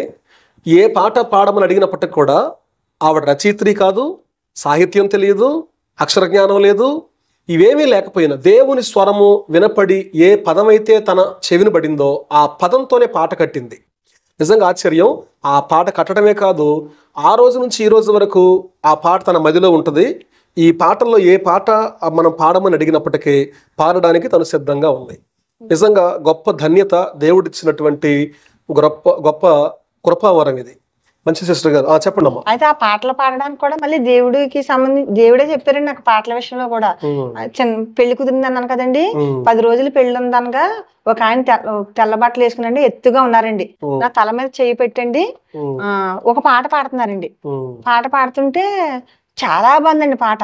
అలా మెలకు వచ్చేసరికి పాట పూర్తి అయిపోయింది. మైక్ లో ఎక్కడ నిలబడితే ఎలా ఉంటదండి అలాగా పూర్తిగా పాట పూర్తి అయిపోయిందండి. అప్పుడు కళ పోయింది. అప్పుడు మా అమ్మగారి దగ్గరికి వచ్చి, అమ్మ ఒక ఆయన వచ్చారమ్మా, పెద్ద ఎత్తుగా ఉన్నారు, తల మీద చేపెట్టి పాట పాడారమ్మా, చాలా బాగుంది పాట అంటే, నీకు పెళ్లి కదమ్మా దేవుడు దీవించడానికి వచ్చారేమో అన్నారండి. పాట గురించి మాకు తెలియక పాటలు వరం ఇచ్చారు అనుకుంటండి అప్పుడు నాకు తెలిసింది. నాకు నా తర్వాత ఇంకా అలాగ అయిపోయింది కదండి. ఇంకా ఇప్పుడు పెళ్లి జరగడం, బిడ్డలు పుట్టడం ఇంకా అన్ని జరిగింది కదా. ఇప్పుడు ఈ మాటలు మాట్లాడుతున్నారు కదా, ఈ మాటలు మాట్లాడిన తర్వాత జ్యోతి వెలిగించంటే క్యాండిల్ వెలిగించేదాన్ని. జ్యోతి వెలిగించడం అంటే ఆత్మజ్యోతి వెలిగించమని అర్థమైందండి. తర్వాత అర్థమైందండి నాకు, దేవుడు చల్లాడు పూర్తి చేయంటేనేమో ఇగో ఈ బైబిల్లో అన్ని కూడా అందరికీ తెలియజేయాలని అర్థమైందండి, తెలియపరచడం అని అర్థమైందండి. ఇంకా చాలా చాలా ఇప్పుడు అర్థమైపోయినాయిలేండి, చాలా మటుకు అర్థమైపోయినాయి. అప్పుడు ఆ ఆంటీ తోటి అన్ని ఏదన్నా చెప్తే కనుక, మణి గారు అనమాట ఆవిడ పేరు, నాకు వివరించేవారు అనమాట మాటలు. వివరంతా ఉంటుంటే ఒక రోజుని నన్ను అన్నారు, దేవుడు నువ్వు మాటలు ఇలాగా పరలోక రాజ్యం నుంచి జీవాత్మను పంపిస్తున్నాను అన్నారండి దేవుడు. జీవాత్మ పంపిస్తున్నానంటే అసలు జీవం అంటే ఏంటో తెలియదు, ఆత్మ అంటే తెలియదు, అసలు అది ఏంటో తెలియదు. ఇది వరకు దెయ్యాలను అనేవారు కదా, ఆత్మ పట్టుకుంది అలాగే ఇలా అంటారు కదా, అలాగే ఏంటో అనుకుని భయం వేసేసి నాకు ఇలా వినబడింది, అసలు జీవాత్మ అంటే ఏంటి, జీవాత్మ అనేసరికి అప్పుడు ప్రభువా అన్నిటిలాగానే ఇది కూడా వినబడింది, అదేంటో నాకు తెలియదు, మంచిది అయితే ఉంచి ప్రభువా, చెడు అయితే అదేంటో తీసే ప్రభువా అనేసి అనుకున్నానండి. అనుకున్న తర్వాత ఇదేంటో తెలీదు. తర్వాత అప్పుడు ఆవిడ దగ్గరికి వెళ్ళి అడిగితే జీవాత్మ అంటే ఆవిడ కూడా ఎక్కువ ఏమీ చెప్పలేదు. ఇంకొక ఆవిడ దగ్గరికి చెప్తే ఇంకెవరికి చెప్పకమ్మా నవ్వుతారు అన్నదండి ఆవిడ. ఇదేంటి ఇలాగా, అది ఏంటి అసలు అనేసి ఊరుకున్నానండి. ఊరిన తర్వాత మళ్ళీ ఇంకొంతమంది ఏమో ఆవిడతోటి దేవుడు మాట్లాడుతున్నారు అనుకుందాము అన్నారండి. అప్పుడు ఎందుకో డౌట్ వచ్చింది నాకు. డౌట్ వచ్చి ఇంటికి వచ్చి, ప్రభువా మాట్లాడుతున్నాడో అనుకుందాం అంటున్నారు, మరి నాకు అబద్ధం చెప్పట్లేదు, వినబడకుండా చెప్పట్లేదు, మరి ఎవరో లేరు ఇక్కడ, నాకు వినబడుతుంటే చెప్పేస్తున్నాను, నువ్వు నిజంగా మాట్లాడుతున్నావా మాట్లాడలేదా, నువ్వు నాకు ఏదైంది చెప్తే నేను నమ్ముతాను అన్నానండి. అంతే, నీ ఆత్మ ఏది చెబితే అది ఆలకించు, చెవు గలవాడి వినుగాక అన్నారండి. ఆ చెవు ఏంటో తెలీదు నాకు, ఆ వినడం ఏంటో తెలియదు. అప్పుడు ఇది ఆత్మ చెప్పు మాట అన్నారు కదా, ఒకవేళ నా ఆత్మేమో ఇలా చెప్తుందేమో, అయితే ఇంకెవరు నమ్మినా నమ్మకపోయినా పర్లేదు కానీ ప్రభు నేను నమ్మేస్తున్నాను ప్రభువా అని మళ్ళీ తీర్మానం చేసుకున్నానండి. ఆత్మేమో నా మనసులో నా ఆత్మ నాకు చెప్తుందేమో అనుకున్నారు తప్ప దేవుని ఆత్మ నన్ను మాట్లాడుతుంది, నాతో మాట్లాడుతుంది ఆలోచన లేదు. సరే ప్రభు నమ్ముతాను ప్రభు, ఇంకా ఇలాగ అనుకుంటాను, ఇంకా నువ్వేం చెప్పినా ఇలాగ అనుకుంటాను, ఇంకా ఎవరు నమ్మినా నమ్మకపోయినా ఇలాగ అని అనుకున్నానండి. తర్వాత ఇంకెక్కడికి వెళ్ళలేని పరిస్థితి నాకు. అలాగే జరుగుతూ ఉంటే అప్పుడు మళ్ళీ చిన్న పాపకే సంబంధం కుదిరండి, ఊరు రావాలండి. ఊర్లో సంబంధం వచ్చిందండి. ఊర్లో సంబంధం వస్తే అప్పుడు అన్నాను, ప్రభు ఈ గోడ మీద వచ్చావు, నేను ఇప్పుడు వరకు నువ్వు ఇక్కడికి రా, నేనే ఇక్కడ ప్రార్థన చేసుకుంటాను వచ్చావు ప్రభువా, ఇప్పుడేమో సంబంధం వస్తే ఊరు వెళ్ళవలసి వస్తుంది, మరి ఇంక ఇప్పుడు ఇలా కూడా కాదు ప్రభువా, నిన్ను ఆ గోడ మీద, అప్పుడేమో బైబిల్ విషయంలో పెళ్లి విషయంలో నేను ఇలాగ అనుకున్నాను, అనుకుంటేనేమో మళ్ళీ విడిచిపెట్టాను, ఇప్పుడేమో గోడ మీద వచ్చావు మళ్ళీ విడిచిపెట్టి ఊరు వెళ్ళిపోవాలా, ఇంకెక్కడా రమ్మని అడగను ప్రభువా, నా హృదయంలోనే ఉండాలి ప్రభువా, ఇంకా అటువంటి బాధలు నేను పడలేను ప్రభువా, నా హృదయంలో ఉంటే సరిపోద్ది ప్రభువా అని అనుకున్నానండి. అప్పుడు మళ్ళీ అన్నాను, ప్రభువా ఊరు వస్తున్నాం కదా పెళ్లి చేయడానికి, ఎప్పటికీ కూడా ఊరు వచ్చేయాలని మా ఆయన గారికి నాకు ఉండదు, అప్పుడు మరి మళ్ళీ హైదరాబాద్ వస్తామా లేకపోతే ఊర్లోనే ఉండిపోతామా ప్రభువా అన్నానండి. అంటే అప్పుడు ప్రభు అన్నారు, నీ మంచికే అనుకో అన్నారండి. నీ మంచిగా అనుకుని స్టవ్ మీద స్టాండ్లు ఉంటాయి కదండి, 2 స్టాండ్లు చూపించారు, వెనకాల సెల్ఫ్ లో కూడా 2 స్టాండ్లు ఉన్నాయి. ఏంటి స్టాండ్లు, నీ మంచిగా అనుకుంటా దర్శనం చూపించుతున్నారు, 2 స్టాండ్లు ఏంటి అనుకున్నానండి. మళ్ళీ ఇంకో స్టాండ్ అంటే స్టాండ్ అనే అర్థం తర్వాత ఎప్పుడుకి వచ్చిందండి నాకు, స్టాండ్ అది మనం ఉండడం అనమాట, ఉన్న ప్రదేశం స్టాండ్ అని అర్థమైందండి. తర్వాత స్టాండ్లు ఏంటంటే ఎక్కడో పోయి ఎప్పుడైనా వస్తా ఉంటామేమో అనుకున్నాం కానీ ఒక స్టాండ్ అనేది అని నాకు తెలియదండి. కదా మళ్ళీ అక్కడ ఉండగానే నేను వచ్చిన స్థలాన్ని నివాస స్థలంగా మార్చండి అన్నారండి. నీతిగా ఉండు, ఇంకా నీట్గా తీసుకెళ్తాను అన్నారు. మళ్ళీ ఒక మెట్టు దిగే ఉండు అన్నారండి. మళ్ళీ నేను ఎరకపోతుంటే సమాధానం చెప్తున్నట్టు ఉంది అన్నారండి. మళ్ళీ ఎంత చెప్పినా నేను ఇంట్లోనే కదా ఇంకా నేను చేసేది. ఆయన చెబుతా ఉన్నా నేను ఇంట్లోనే మళ్ళీ నేనే సంతోషపడాలి, నేనే ఆనందపడాలి, నేనే ఏడవాలి. మళ్ళీ ఒకసారి బాధపడిపోదండి, ప్రభువా దేనికి ప్రభువా ఇవన్నీ చెబుతున్నావు, నా వల్ల ఏమైనా ప్రయోజనం ఉన్నదా ప్రభువా అని బాధపడేదానండి. ఇదిగోండి ఈ ప్రయోజనం కోసమే నా కాళ్ళు ఆ రోజు కట్టేసి ఉన్నాయేమో అని ఇప్పుడు అనుకుంటున్నానండి. ఇప్పుడు అలాగే అనుకుంటా బాధపడిపోయేదండి నేను. అప్పుడు ఇంకా పాటలు నేర్పలేదండి, ఊరు వచ్చాక పాటలు నేర్పారండి. అప్పుడేమో పాటలకు సంబంధించి మాటలండి, ఆ మాటలు అలా జరుగుతా ఇంకా చాలా మాటలండి, చాలా మాటలు. అప్పుడు ఊరు వచ్చేసాం కదండి, పాప 40 రోజులకే వివాహం జరిగిపోయిందండి. అక్కడ హైదరాబాద్ లో ఉన్నప్పుడే వినాయక చవితి వస్తుందండి. చవితి వస్తే దేవుడేమో గోడ మీద వచ్చి ఉన్నారు. 3 రోజులు ఉందండి ఇంక వినాయక చవితి. అప్పుడు నేను ప్రభువా మళ్ళీ వినాయక చవితికి కథ అది చదవమంటారు ప్రభావ, ప్రసాదం తినమంటారు ప్రభావ, నేనేమో తీర్మానించుకున్నాను కదా ప్రభావ, నాకు భయం వేసేస్తుంది ప్రభావ అని 3 రోజుల నుంచి బెంగ పెట్టుకున్నట్టు అయిపోతున్నానండి. అయిపోతే అన్నారండి నైట్ 1 గంటకే, నీ మనసు నా దగ్గరే ఉంది కదా, అక్కడ ఏం చెయ్యాలో అక్కడ చేసి అన్నారండి. అమ్మయ్య ఇంకా ధైర్యం వచ్చింది. ఇంకా పని అంతా చక్కబెట్టి 3 రోజులు చక్కబెట్టుకున్నాను. దేవుడు ధైర్యం వినబడిన తర్వాత చక్కగా పీటల మీద కూడా కూర్చున్నానండి. ఆ పసుపు కుంక వేయమని కూడా అనలేదండి మా ఆయన గారు అయితే. అసలు పిల్లని ఒళ్ళో కూర్చోబెట్టుకుని, ఏమండి మరి గోడ మీద వచ్చారు కదా, ఆయనకంటూ ఒక మర్యాద ఇవ్వాలి కదా, ఇంకా నేను అలా చూసుకుంటా ఉంటాను, మీరు చేయవలసింది చేసేయండి, కూర్చున్నాను కదా అన్నానండి. మనకు దేవుడు చెప్పేశారు కదా అన్నమాట. ఆయన ఏమీ అనలేదండి నన్ను ఇంకా. అనకపోతే ఇంకా అలాగా అయింది కదండి. అప్పుడు ఊరు వచ్చేసిన తర్వాత మళ్ళీ మా బంధువులు ఇక్కడ చాలా మంది ఉన్నారండి. చాలా మంది ఉంటే పల్లకీలు వెళ్తుంటే హారతులు ఇవ్వాలి, ఇంకా చాలా చాలా పూజలు చేయాలి. అప్పుడు నేనేం చేశాను, మా ఆయన గారు ఇవ్వకపోతుంటే కాపుకించేసుకుంటున్నారండి. కాపుకించుకుంటే నేను అన్నాను, ప్రభువా అక్కడ నీ మనసు నా దగ్గరే ఉంది కదా, అక్కడ చేయవలసింది చేసేయమన్నా కదా ప్రభువా, మరి ఊరు వచ్చాను ఇక్కడ మొత్తానికి అన్ని అవే చేయవలసి వస్తుంది ప్రభువా, మరి నీ మనసు నా దగ్గర ఉంచుకుని చేసేయమంటావా ప్రభువా అని మళ్ళీ అడిగానండి. అనేసరికి పాములు ఉంటాయంటే నన్ను కాటేయడానికే కదా, ఆల్రెడీ ఒకసారి కాటేయించుకున్నాను కదా, ఇంకా దేవుడు అలా చెప్పారు ఇలా కాదనేసి మా ఆయనతోటి, మరి చేయకపోతే ఊరుకోరు కదండి, ఏమండి నేను చేయనండి అనేసరికి అదొక అలాగ చేయవా ఇలాగ చేయవా, ఇంకెలాగ గొడవలు ఇంకా చాలా గొడవలు అయిపోతున్నాయండి. అయినా అలాగే భరించానండి. ఇంకా గొడవలంటే గొడవలేదు. ఈ లోపేమో మా మనవరాలేమో అలా పుట్టిందండి. ఆ పుట్టినప్పుడు కనీసం మందిరానికన్నా వెళ్తే కొంచెం ఏమన్నా ప్రాబ్లమ్స్ తగ్గుతాయేమో అనుకుని బాధ ఉండేదండి. అలా ఉంటే ఒక రోజు నేను మందిరానికి వెళ్ళి మా మనవరాల గురించి ప్రార్థన చేయించానండి. ప్రార్థన చేయించి మళ్ళీ ఇంటికి వచ్చానండి. మళ్ళీ కొంచెం తగ్గింది అని చెప్పిందండి పాపకి. సరే సాక్ష్యం చెప్పుకోవడానికి వెళ్ళాలి కదండి, మళ్ళీ వెళ్ళానండి. వెళ్ళి చెప్పేసరికి ఒకసారి చెప్తే వినలేదు కదా నువ్వు, రెండోసారి వెళ్ళామని మా ఆయన గారు కొట్టడం జరిగిందండి. కొట్టడం జరిగితే నీ గురించే కదా ప్రభువా, ఏం పర్లేదులే అని చేసి కొట్టుతున్నా కానీ అలాగే కూర్చుని ఉన్నాను. మా ఆడపడుచు గారు కూడా అన్నారు, అదేంటి అలాగే కూర్చుని ఉండిపోయేంటి కొడతా ఉన్నా కానీ అంటే, ఏం కాదు పిన్ని మన కోసం ఆయన భరించారు కదా, ఏం పర్లేదు, ఆయన కోసం ఇప్పుడు నేను భరించున్నాను, ఏం పర్లేదు పిన్ని అన్నానండి. అనేసానంటే అలాగే చచ్చిపోతే ఏం చేస్తావు అనేసి అన్నారు. ఏం పర్లేదు పిన్ని అన్నానండి. అన్న తర్వాత అప్పుడు మళ్ళీ ఏమనుకున్నాను, ప్రభువా ఆ నైటు ఇంకా నా వల్ల కాదు ప్రభువా, సాటునైతే నేను ప్రార్థనకి వెళ్ళలేకపోతున్నాను, వెళ్ళిన మనస్ఫూర్తిగా నేను ప్రార్థించుకోలేకపోతున్నాను ప్రభువా, ఇంకా చెప్పే వెళ్ళాలి, వెళ్తే లేకపోతే ఉండాలి. ఇంక 20 సంవత్సరాల నుంచి ఇలా ఎలాగైతే నమ్ముకున్నాను పెళ్లి దగ్గర నుంచి, నేను ఇంక ఇలాగే ప్రార్థన చేసుకుంటాను ప్రభువా అన్నానండి. అంటే లోపల నుంచి బయటికి రా, లోపల నుంచి బయటికి రా, లోపల నుంచి బయటికి రా అని 3 సార్లు వినిపించిందండి. మళ్ళీ ఇదేంటి ప్రభు ఇలా రమ్మంటున్నారు, నాకేమో ఇలా ఉన్నది, ఏం చెయ్యాలి, నా పరిస్థితి ఏంటి అనేసి మళ్ళీ బాధపడిపోతున్నాడు. బాధపడిపోతే అన్నారండి, అప్పుడు హైదరాబాద్ లో ఉండగానే నువ్వు సజీవుల లెక్కలో లేవు అన్నారండి. అదేంటో తెలీదు, ఎక్కడో పాస్టర్ గారు ప్రార్థన చేస్తుంటే మనం అందరం సజీవ లెక్కల్లో ఉన్నాము, దేవుడి స్తోత్రాలు అంటున్నారు. ఇదేంటి అని అందరూ సజీవ లెక్కల్లో ఉన్నారంట, నన్నేమో దేవుడు సజీవ లెక్కల్లో లేవంటున్నారేంటి, ఇదేంటిది, మరి నేను బతికే ఉన్నాను కదా అనుకున్నాను. తర్వాత మళ్ళీ సంవత్సరానికి, అంటే ఒక్కొక్క సంవత్సరం పట్టిదండి నాకు తెలుసుకోవడానికి దేవుడి మాట వినపడిన తర్వాత అది మీ జీవితంలో గ్రహించుకోవడానికి చాలా సమయం పట్టింది. ఇవన్నీ వినపడి అని చెప్పాను కదండి, అవన్నీ అప్పుడు తెలియదండి నాకు. ఇవన్నీ దేవుడు చెప్పిన మాటలని తెలుసు కానీ దాని వివరణ తెలియదండి నాకు. తెలియపోతే అప్పుడు మళ్ళీ సంవత్సరానికి మరణం నుంచి జీవంలోకి రాలేదు అన్నారండి. అది నాకు తెలీదు, ఎందుకు అన్నిటితో పాటు ఈ మాటలు చెబుతున్నారు అనుకున్నాను అంతేనండి.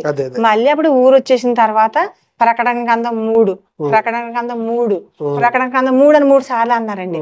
ఏంటి అనేసరికి ఏముంది అందులో అనేసి చూసుకునేసరికి అండి అప్పుడు 2016 అనుకుంటండి. తెల్లారితే జనవరి 1 2 రోజులు ఉందండి. చూసి చదువుకుంటే నువ్వు బ్రతికి ఉన్నావు కానీ చనిపోయినంతే నువ్వు జీవించున్నావు పేరుంది కానీ మృతుడివే నువ్వు. ఇప్పుడు వరకు నేను ఏం వివరించానో అవన్నీ పోయినా ఇక మీదటన్నా బలపరుసు అవన్నీ. ఇదిగో ఆ ఊళ్ళోనే సార్దారు అని ఎవరో ఉన్నారో వాళ్ళ తెల్ల వస్త్రాలు వేసుకుని ఉన్నారు. అలాగే నువ్వు కూడా తెల్ల వస్త్రాలు వేసుకుని ఉంటే జీవగ్రంథంలో ఉంటావు నువ్వు మరి ఇలాగే అనేసి అన్నారండి. అంటే చదువుతానే కానీ నాకు దానికి అర్థం తెలియదు కదండి. ఇంకా మళ్ళీ చనిపోయి అంటున్నారు. ప్రభువని నేను నమ్ముకున్నా కానించి కూడా చనిపోయి అన్న మాట వింటున్నాను. ప్రభువా అసలు నేను ఎందుకు చనిపోయాను ప్రభువా? అందరూ బతుకున్నారు, నేను బతుకున్నాను. నన్ను ఎందుకు నువ్వు చనిపోయి అంటున్నావో? మరి ఎవరైనా చనిపోతే ఇంకా వాళ్ళు బతకరు. మరి ఇప్పుడు నన్ను చనిపోయి అంటున్నావు కాబట్టి నేను బతుకుతానా? మరి చనిపోయాను, మరి బతుకుతానా? మరి ఎలా బతుకుతాను నేను? మరి ఏంటో చనిపోయావనే మాట చెప్తున్నావు కాబట్టి ఎలా బతుకుతాను నేను అని 3 రోజులు కన్నీటితో ప్రార్థన చేస్తానే ఉన్నానండి. నువ్వు నాకు జవాబు చెప్పాలి ప్రభువా, జవాబు చెప్పాలి ప్రభువా అంటే బాప్తీసం తీసుకుని తెల్ల వస్త్రం వేసుకుంటే నిత్య జీవం కనపడతాది అన్నారండి. పాటలోనే అన్ని పాటలే నాకు చెప్పడం అన్నారు. అప్పుడు బాప్తీసం అని తెలిసింది, నిత్య జీవం అని అర్థమైంది, కొంచెం ఆయన మార్గం అని అర్థమైంది. అప్పుడు వెంటనే ఎదురింటి వాళ్ళు ఒక ఆవిడంటే అమ్మ నేను ఇలా ఆయన హైదరాబాద్ లో ఉన్నారండి. అప్పుడు కూడా ఇంకా తీసుకుంటాను అనలేదు అన్నారు కదా ఆయన. అవును ప్రభా బాప్తీసం తీసుకోమంటున్నావు ప్రభువా, నా భర్త తెలితే చంపేస్తారు, అసలు ఇప్పటికే ఇన్ని గొడవలు అయిపోతున్నాయి, ఇంకా చంపేస్తారు ప్రభు నన్ను, నేను చెప్పే తీసుకుంటాను, నువ్వు తీసుకోమన్నా కాబట్టి నేను చెప్పే తీసుకుంటాను ప్రభు అన్నారండి. మళ్ళీ అంటున్నారు ప్రభు తొందరలోనే పెళ్లి అన్నారండి. మళ్ళీ పెళ్లి అంటే ఆయనకి నాకు మరి దానికి అర్థము పెళ్లి కుమార్తెలాగా ఉండాలంటారు, వధువు సంఘం అంటారు, అలా కొంచెం అర్థమైందండి నాకు. అనుకుని అయినా అప్పుడు మళ్ళీ 10 రోజులు అయిపోయింది. మళ్ళీ 10 రోజులు అయిన కదా అయినా ప్రభా నా భర్తతోటే చెప్పు తీసుకుంటాను ప్రభువా, చెప్పి తీసుకున్నాను అనుకో ప్రభువా, నా భర్త చంపేసినా సరే గాని అదే తిట్టినా కొట్టినా కానీ తీసేసుకుంటాను కదా, చనిపోయినా పర్లేదు చెప్పే తీసుకుంటాను అంటే అప్పుడు ఇంకా అలా ఏమని చెప్పారంటే ఒక చర్చ్ ఒక గోడ మధ్యలో ఉందండి, నా ఇల్లు ఒకటి, నా రూము, చర్చ్ ఆ 2 ఉంటే మధ్యలోంచి 2 ఇటుకలు తీసేస్తే ఖాళీ ఎలా వస్తుంది, గూడు ఎలా వస్తుందో అందులోంచి ఒక చెయ్య వచ్చి ఒక రొట్టె ఒక ద్రాక్షారసం పట్టుకుని ఇస్తున్నాయండి. నేను ఈ రూమ్ లోనే ఉన్నానండి. అందిస్తుంటే అప్పుడు నాకు ఏమనిపించింది, నేను ఇలా తీసుకుంటాను అన్నాను కదా, సీక్రెట్ గా తీసుకోమని చెప్తున్నారేమో, ఇంకా చెప్పొద్దు అంటున్నారేమో భర్తకే, ఒకవేళ తీసేసుకోవాలేమో నేను బతకాలంటే అనుకునండి. అప్పుడు నిర్ణయించుకుని 2 3 అడిగాను. ఆ ఊరు కూడా కొత్త కదండి మేము వెళ్ళిన ఊరు. అప్పుడు మాకు బంధువులు కూడా పూజల్లో చాలా నిష్టగా ఉంటారు, ఎవరికి చెప్పినా సరే అంత వినిపించుకోండి. ఇంకా నా భర్తే వినిపించుకోవట్లేదు కాబట్టి ఇంకా వాళ్ళు కూడా వినిపించుకోరు. కానీ నేను వినపడి మాటలో ఏ పూజలు చేసిన వాళ్ళు అనేది చెప్పేస్తానండి, చెప్పకుండా ఉండను, ఇంకా ఆపనమాట. పూజలు వాళ్ళ నమ్ముకున్న వాళ్ళని విననమాట, నాకు వినబడి అని చెప్తా ఉంటాను. అప్పుడు ఏం చేశానంటే ఇంటి ముందు ఆవిడని తెల్లారితే జనవరి 1 అండి, తెల్లవారితే కాదు ముందు రోజున వెళ్తారు కదండి, తెల్లారితే జనవరి 1 అయితే ఆవిడ ఏం చేశారు, ఇలా నేను వెళ్తాను వాగ్దానాలు తీసుకుంటాను అంటే అప్పుడు హైదరాబాద్ లో ఉన్నప్పుడు మా ఆయన గారిని ఏమండి సంవత్సరానికి ఒకసారన్నా నన్ను చర్చికి తీసుకెళ్ళండి, అక్కడ వాగ్దానం ఇస్తారు కదా తెచ్చుకుంటాను అంటే అలా జరిగేది అనమాట వాగ్దానాలు. ఆ వాగ్దానం తీసుకుంటే అందులో అన్నారు, నువ్వు ధైర్యంగాను నేను ఏం చెబుతున్నానో అది నేను చెప్పింది జరిగించు అన్నారండి. అందులో అప్పుడు హైదరాబాద్ లో అదేంటో తెలియదు, ఏం చెప్పారో తెలియదు, ఇవన్నీ చెప్తున్నారు కానీ సువార్త తెలియదండి నాకు అనేసి. అంటే అప్పుడు అలాగే సరే హైదరాబాద్ లో ఉన్నారు కదా ఆయన, ఈ వాక్యం తెచ్చుకోవడానికి వెళ్ళాలి కదా నేను ఆవిడతోటి వెళ్తాను అనేసి బాప్తీసం విషయంలో అనమాట నేను వెళ్ళింది ఆ రోజు, లేకపోతే పగలే వెళ్ళేదాన్ని. అప్పుడు ఆవిడతోటి వెళ్ళిపోతే గబగబగా అందరితోటి వెళ్ళిపోయి ఫాస్ట్ గారు బాప్తీసాలు ఇప్పుడు ఇస్తారండి అన్నానండి. వెళ్ళిపోయి ఆవిడకి కూడా తెలియకుండా, అంటే రేపు 1 గంటకేనమ్మా అన్నారు. అమ్మయ్యా అనుకుంటే రేపు 1 గంటగా బాప్తీసాలు ఇస్తున్న విషయం మీకు తెలియదండి, అది కూడా నాకు జనవరి 1 ఇస్తారంటారు కదా చాలా మంది తెలుసండి. అలా అనుకుని నాలో అనుకుని బాప్తీసాలు ఎప్పుడు ఇస్తారండి అంటే 1 గంటకేనమ్మా, రేపు 1 గంటకేనమ్మా వచ్చేయమ్మా అన్నారండి. వచ్చేయమ్మంటే ఏమేమి కావాలంటే కొత్త చీర ఒక దుప్పటే కావాలన్నారండి. మా బంధువులందరూ మా చుట్టుపక్కలే ఉన్నారండి. ఎవరికి చెప్పినా ఇంకా నాకు ప్రయోజనం లేదండి, చెప్పకుండా చెయ్యాలనే సీక్రెట్ గా చెప్పారు కదండి మరి దేవుడు అనేసి. అంటే తెల్లవారుజాముని కొత్త జాకెట్ కుట్టేసుకుని చీర జాకెట్ ఉన్నాయండి, తెల్లవారుజాముని కుట్టుకుని అప్పుడు ఇంటి ముందు వాళ్ళకి ఏం చెప్పానంటే మా బంధువులు ఇంటికి వెళ్తున్నానండి అని చెప్పి వెళ్ళిపోయాను. చనిపోయానండి. ఇంకా తీసేసుకున్నానండి. అప్పటికి కూడా మళ్ళీ బంధువులకు చెప్పాలనుకున్నాను. ఒక అమ్మాయిని ఇచ్చారు దేవుడు నాకు. ఆంటీ గారు వాళ్ళందరూ పూజలు చేసిన వాళ్ళు కాబట్టి నువ్వు ఇంక చెప్పకలే ఆంటీ, తీసేసుకోండి ఆంటీ ఎలా ఒకలాగా తెలియదండి. హైదరాబాద్ లో ఉన్నారండి. నాకు అవకాశం ఇచ్చారండి, అలాగే దొరికిందండి అవకాశం. దేవుడు ఇచ్చిన అవకాశం అలా దొరికిందండి. అప్పుడు నుంచి ఇంకా ఆ అమ్మాయి కూడా ఎవరికి చెప్పొద్దులే ఆంటీ, తీసేసుకోండి ఆంటీ అన్నారు. అయితే ఇంక తీసేసుకున్నా చనిపోతే ఇంక పర్లేదు నిత్యజీవం అన్నారు కదా అన్న నిర్ణయంతో తీసేసుకున్నానండి. ఆయన గారికి తెలిస్తే కనుక చెప్తాను ఎలాగ తెలిసినా సరే గానీ అప్పుడు ఇంక చనిపోయినా సరే ఇంక చనిపోవాలి అనుకున్నానండి. ఇంకా అనుకున్న తర్వాత చనిపోయినా కూడా ఒకవేళ ఆయన చనిపోయినా నిత్య జీవానికి వెళ్తాను కదా. అవునండి, ఇంకా బతికిపోయిందన్న ఉద్దేశం వచ్చేసింది కాబట్టి ఇక నాకు సజీవురాలుగా ఉన్నట్టు దేవుని దృష్టిలో అనుకున్నాను. అనుకుని తీసేసుకున్నానండి. అప్పుడు ఇంకా తీసేసుకున్న తర్వాత అమ్మో ఇంకా నమ్ముకొని అందరూ చనిపోయిన వాళ్ళతో సమానం. ఇంకా వాళ్ళని రక్షించాలి, ఏళ్ళని రక్షించాలి, ఏళ్ళకి చెప్పాలి ఆ మాట. అయ్య బాబు ఎవరో నశించిపోకూడదు, నా బంధువులు నశించిపోకూడదు, నా చుట్టుపక్కల వాళ్ళు నశించిపోకూడదు. ఇంకా అదేనండి నా ప్రేరేపణ అంతా కూడా. ఇప్పుడుకి కూడా నా ప్రేరేపణ అదేనండి. అలాగే మీకు దేవుని పని కూడా మీరు చెయ్యాలనే తలంపు వచ్చేసిందండి. ఇంకా అలా రావడం ఒక రోజున మాత్రం మిషన్ కుట్టడానికి వెళ్తున్నాను. వెళ్ళి వస్తుంటే అందరూ స్టార్లు పెట్టుకున్నారు. జనవరి 1 కి వాళ్ళు ఇక్కడికి వచ్చేసిన తర్వాత, ఊరు వచ్చేసిన తర్వాత జనవరి 1 కి స్టార్లు ఉంటాయి కదండి. అయితే అప్పుడు ఇలా చూసాను, స్టార్ ని చూసి. అప్పటికే ముందు ఒక సంవత్సరం ముందు 25వ తారీఖున ముహూర్తం పెడుతున్నాను అన్నారండి. ఆ ముహూర్తం ఏంటో నాకు తెలియదు కానీ ప్రతి 25కి ముహూర్తం అని చూసేదానండి. తర్వాత ఇంకా సంవత్సరం దగ్గరికి వచ్చేసరికి మర్చిపోయాను కూడా. నేను మర్చిపోయాను. డిసెంబర్ లో పెడతారు కదండి అవి స్టార్లు. అప్పుడు ఇలా చూసి అనుకున్నాను, ఏంటి స్టార్లు పెట్టారు, మన కోసమే కదా ఈయన చనిపోయారు, పండగ కింద చేసుకుంటున్నారా స్టార్లు పెట్టుకుని, నిజంగా మన కోసం చనిపోయారని తెలుసుకుని చేసుకుంటున్నారని ఎందుకో ప్రేరేపణ కలిగిందండి. ఆటోలో ఉండగానే నా కోసం నీవు పుట్టినావు, నా కోసం నీవు భూమికి వచ్చినావు నా నోట్లోంచి నేను అలా మామూలుగా వస్తుందండి బయటికి. వస్తుంటే ఏంటి ఇలా పాటలాగా వస్తుంది ఏంటి అని అనుకుని ఇంట్లోకి వచ్చి, నా కోసం నీవు పుట్టినావు, నా కోసం భూమికి వచ్చినావు, చాలయ్యా నీ ప్రేమ చాలయ్యా, హల్లెలూయా నా యేసయ్యా వచ్చిందండి. దానికి ఇంకా శరణాలు అంటే అప్పుడు నాకు పల్లవి శరణం తెలీదు. ఆ 4 ఒకలాగే పాడాలేమో అనుకుని శరణాలు కూడా అలాగే పెట్టానండి. పెడితే అప్పుడు మా ఇంటి ముందు పాప అన్నారండి, పెద్దమ్మ నువ్వు ఫస్ట్ పాడింది పల్లవి, తర్వాత పాడి శరణాలు అంటారు, అవి పల్లవి అని పైన రాయాలి, కింద శరణాలు రాయాలి అన్నారండి. ఆ తర్వాత వాళ్ళని కూడా పాడమంటే కూడా వాళ్ళకి రాలేదండి. ముగ్గురు పాడదాం అనుకుంటే కూడా కుదరలేదండి. కుదరకపోతే అప్పుడు మళ్ళీ ఆ పాట పూర్తి అయిపోగానే ఇప్పుడు మళ్ళీ స్వరం వినపడుతుందండి. అది మనకు తెలిసింది వచ్చింది. స్వరం ఏం వినపడుతుంది, మేలులు జరిగే వరకు పాడుదాము రండి, స్తుతించుదాము రండి అని పడుతుందండి. వినపడేసరికి ఇదేంటి అని మళ్ళీ అమ్మాయి దగ్గర పరిగెట్టుకెళ్తే మళ్ళీ ఆ పాట స్వస్థత జరిగే వరకు పాడుదాము, మళ్ళీ అది పాట పూర్తి అయిపోయింది. మళ్ళీ అభినవ కీర్తన నీ ఆరాధన కీర్తన, ఇవన్నీ ఇంకా 10 నిమిషాలు పావు గంటకు పాట పూర్తి అయిపోతుందండి. పావు గంటకు పాట పూర్తి అయిపోతుంది. ఇంకా స్టార్ట్ అయిపోయిందండి. ప్రభువా మరి ఇప్పుడు ఇవన్నీ పాటలు నేర్పుతున్నావు కదా, నాకు వినబడి అన్ని పాటలే కదా ప్రభువా, అయితేని మరి అవన్నీ కూడా నాకు పాటల కింద చెప్తావా ప్రభువా అన్నానండి. అంటే అప్పుడు మా బిడ్డలను తిడుతుంటే నేను నీ పెదవులతో వ్యర్థమైన మాటలు పలకకు అన్నారండి.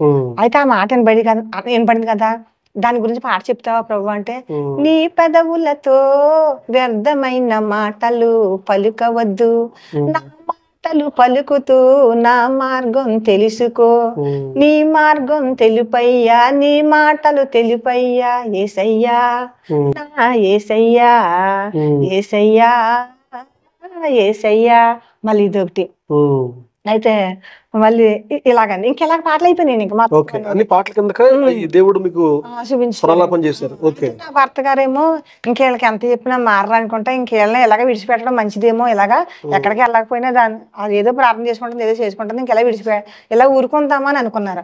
ఒక రోజున ఎక్కడ అభిషేకం గురించి అందరూ అభిషేకాలు చేయించుకుంటున్నారు, ఈశ్వరుడి పూజ శివరాత్రి వచ్చింది, ఇంకా నువ్వు చేయించుకోవు, నీ వల్ల నేను కూడా అభిషేకం చేయించుకోకుండా అయిపోతుంది అని అన్నారు అని కొంచెం బాధపడ్డారు. బాధపడితే కొంచెం ఏదో మాట్లాడినారు. అప్పుడు నేను ప్రభు ఇప్పుడు నీ గురించి కదా మాటలు పడుతున్నాను, అయితే ధన్యురాలు అంటావు కదా ప్రభు అంటే, ఇప్పుడు నేను ధన్యురాలను ప్రభు అనేసి, ధన్యురాలిని నేను ధన్యురాలిని, యేసయ్య ఏర్పరుచుకున్న దానిని, యేసయ్య ఎన్నుకున్న ధన్యురాలిని, ఇది మళ్ళీ పాట పూర్తి అయిపోయిందండి. ఇంకెలాగా యేసు నాతో వచ్చాడు అని అందులో అంటే ఒక్కొక్క పాటకి ఒక్కొక్క సందర్భం దేవుడు మీ జీవితంలో కలుగజేశాడు. సందర్భాన్ని బట్టి దేవుడు పాట ఇచ్చారండి. అంతేనండి. అలాగా ఈ పాట 25వ తారీఖు అన్నాను కదండి. తీరా ఎప్పుడు చెప్పారండి ఈ పాట? 25వ తారీఖునే స్టార్ట్ అయిందండి. ఆ రోజు మిషన్ కుట్టి మరి నేను సన్నిధికి వెళ్ళాను కదా, పంపించారు కదా, నా మిషన్ కుట్టికి వెళ్ళిపోయానండి. వెళ్ళిపోయి అదే స్టార్లు చూసాను కదా, ఈ పాట చెప్పారు కదా. తీరా చూసుకుంటే ఒక 40 పాటలు పాడే కానీ 25వ తారీఖు ముహూర్తం పెట్టారని నాకు తెలియదండి. ఆ రకంగా పెళ్లికేమో అష్టమేసి పాటలు చెప్పారు, తర్వాత 25వ తారీఖున స్టార్ట్ అవుతాయని చెప్పినట్టున్నారు. ఇంకా అప్పుడు పాటల పలుకులు వచ్చేసింది. ఇంకెలా పాటలు పాడుకుంటా జరుగుతుంది. కరోనా టైం స్టార్ట్ అనమాట. అప్పుడు చర్చిలన్నీ బంద్ చేసేసారు. ఇంకే పాటలు పూర్తి చేస్తా ఉన్నారు. పాటలు పూర్తి చేస్తానంటే మా పాప అన్నారు, ఇల్లు మారితే బాగుంటదమ్మా, నీతో మాట్లాడతారు కదా, ఇల్లు మారమంటావా వద్దా, ఒకసారి దేవుడిని అడుగమ్మా అన్నారు. అంటే లోపము లోటు అన్నారండి ఆయన ప్రభువు. అంటే ఇదేంటి లోపం లోటు అంటున్నారు, ఏంటి ఇది అనేసి అంటే పాట అనుకుంటుంటే, లోపం ఉందని బాధ పడకండి, లోటు ఉందని దిగులు పడకండి, లోపం లోటు తీర్చే దేవుడు మనకి ఉన్నాడు. అలాగనమాట. మళ్ళీ ఈ రకంగా అంటే ఇక ప్రతి సందర్భంలో మీకు ఒక పాటను దేవుడు ఇచ్చాడు అనమాట. ప్రతి పాట సందర్భం ఉంది. చర్చిలన్నీ బంద్ చేసేసారు. చర్చిలన్నీ బంద్ చేశాక అప్పుడు ఇరుగు పొరుగు వాళ్ళని అన్నాను, అమ్మా ఇంకా చర్చిలు బంద్ చేశారు కాబట్టి మనకు ప్రార్థన తక్కువైపోయింది కాబట్టి ఇప్పుడే నాకు పాటలు నేర్పారు కాబట్టి నాకు దేవుడు నేర్పిన పాట మీకు చెప్తా ఉంటాను. బైబిల్ ఎలాగ చదవటం వచ్చి కాబట్టి చిన్నగా చెప్తాను మీకు. అందరం కూర్చుని చేసుకుందాం, ఎవరేమన్నా గానీ మనం తలుపులు వేసేసుకుని కూర్చుని చేసుకుందాం, మెల్లిగా చేసుకుందాం. మళ్ళీ ఎక్కడ నలుగురు కూర్చున్నారని గొడవ పెడతారు కదా అనేసి ధైర్యంగా కూర్చున్నామండి. శుక్రవారం నాడు 11 గంటలకు కూర్చున్నామండి. కూర్చుని చేసుకుంటున్నాం. చేసుకుంటుంటే పూర్తి అయిపోయింది, చక్కగా జరిగిపోయింది. ప్రార్థన లాగా చర్చిలో ఎలా జరుగుతుందో అలా జరిగిపోయిందండి. జరిగిపోగానే అప్పుడు ఇంట్లో లోపలికి వెళ్ళిన తర్వాత సత్య సంకల్పమైన కూటం అన్నారండి. దేవుడు స్వరం వినబడిందండి. అంటే నేను అనుకున్నాను సత్యంగా పెట్టానేమో, సంకల్పంగా పెట్టానేమో, నేనేదో జరిగించానని ఒకసారి అనుకున్నాను. అప్పుడు అది కాదు, ఆయన సత్యంతో సంకల్పంతో జరిగిందని నాకు తర్వాత అర్థమైందండి. దాని అర్థం మీరు దేవునికి తెలుసుకొని బాప్తిసం తీసుకున్న విషయం మీ యజమానికి తర్వాత ఎప్పుడు తెలిసిందండి? ఇప్పుడే తెలియాలండి. ఇంకా అంతేనా? అవునండి. ఇప్పుడు నన్ను చంపేసినా పర్వాలేదండి, ఇప్పుడే తెలియాలండి. ఇంకా పూజలు చేయట్లేదు కాబట్టి ఆయన ఊరుకున్నారు కాబట్టి ఇంకా రోజులు జరిగిపోతున్నాయండి. తెలియడం అంటే ఇంక ఇప్పుడే తెలియాలండి. మరి ఎవరైనా చెప్తే తెలుసుకున్నారో నాకు తెలియదండి. ఆయన నాతోటి ఈ విషయం మాట్లాడలేదు. మందిరానికి దేవుని సన్నిధికి వెళ్తా ఉన్నారా వారం వారం? మరి ఇప్పుడు చర్చిలు బంద్ చేస్తారు కదండి. అప్పుడు మరి లోపల నుంచి బయటకు రా అన్నప్పుడు ఆయన తోటి గొడవ పెట్టుకుంటాం జరిగి 40 రోజులు ఉపవాసం ఉండండి. ఏమండి నన్ను ఎలాగ పంపించలేదు కాబట్టి నెలకు ఒకసారి పంపించండి అని మళ్ళీ అప్పుడు అడిగానండి. మరి తీసుకోవాలి కదా ద్రాక్షారసం, దాని విషయంలో అడిగాను అనమాట. అప్పుడు వాగ్దానం విషయంలో అడిగాను. ఇప్పుడేమో తీసుకోవాలి కదా అని నిత్యజీవం పొందుకోవటానికి అని అడిగితే అప్పుడు మచ్చిపూర్ నుంచి భీమవరం మరి తీసుకొచ్చి అన్నయ్య గారి చర్చిలో కూర్చోబెట్టేవారు. తీసుకొచ్చి వాళ్ళేమో బయట ఉండి మళ్ళీ తర్వాత నన్ను తీసుకొచ్చేవారు. ఇంకా ఫోన్లో ఒప్పుకున్నాను కదా అని, ఇంకా అని ఇష్టంతో కాదు, ఒప్పుకున్నానని. అలాగ నాకు ధైర్యం పరిచారు దేవుడు. అదే నిన్ను మనస్ఫూర్తిగానే చేసుకోవాలి కదా ప్రార్థన అనుకున్నాను కదండి, అది నాకు ఇచ్చేవు ప్రభు అని ఇంకెప్పటికీ కూడా నెలకు ఒకసారి పంపించడం మొదలు పెట్టారండి. అలాగే మొదలుపెట్టి ఆ తర్వాత ఇంకా మళ్ళీ ఈ శుక్రవారం నాడు కూర్చున్నాం కదండి. కూర్చున్న తర్వాత ఇలాగన్నారు కదా, మళ్ళీ వారం మా ఆయనగారు ఇంట్లోనే ఉండిపోయారండి పనికి వెళ్ళకుండా. అయితే ఈ రోజు శుక్రవారం చెయ్యక్కర్లేదు అనుకుంటా అని మామూలు తెల్లవారుజామున అనుకున్నాను. అపోస్తులు ఇంకోటి 3 అధ్యాయుల పేర్లు చెప్పారండి.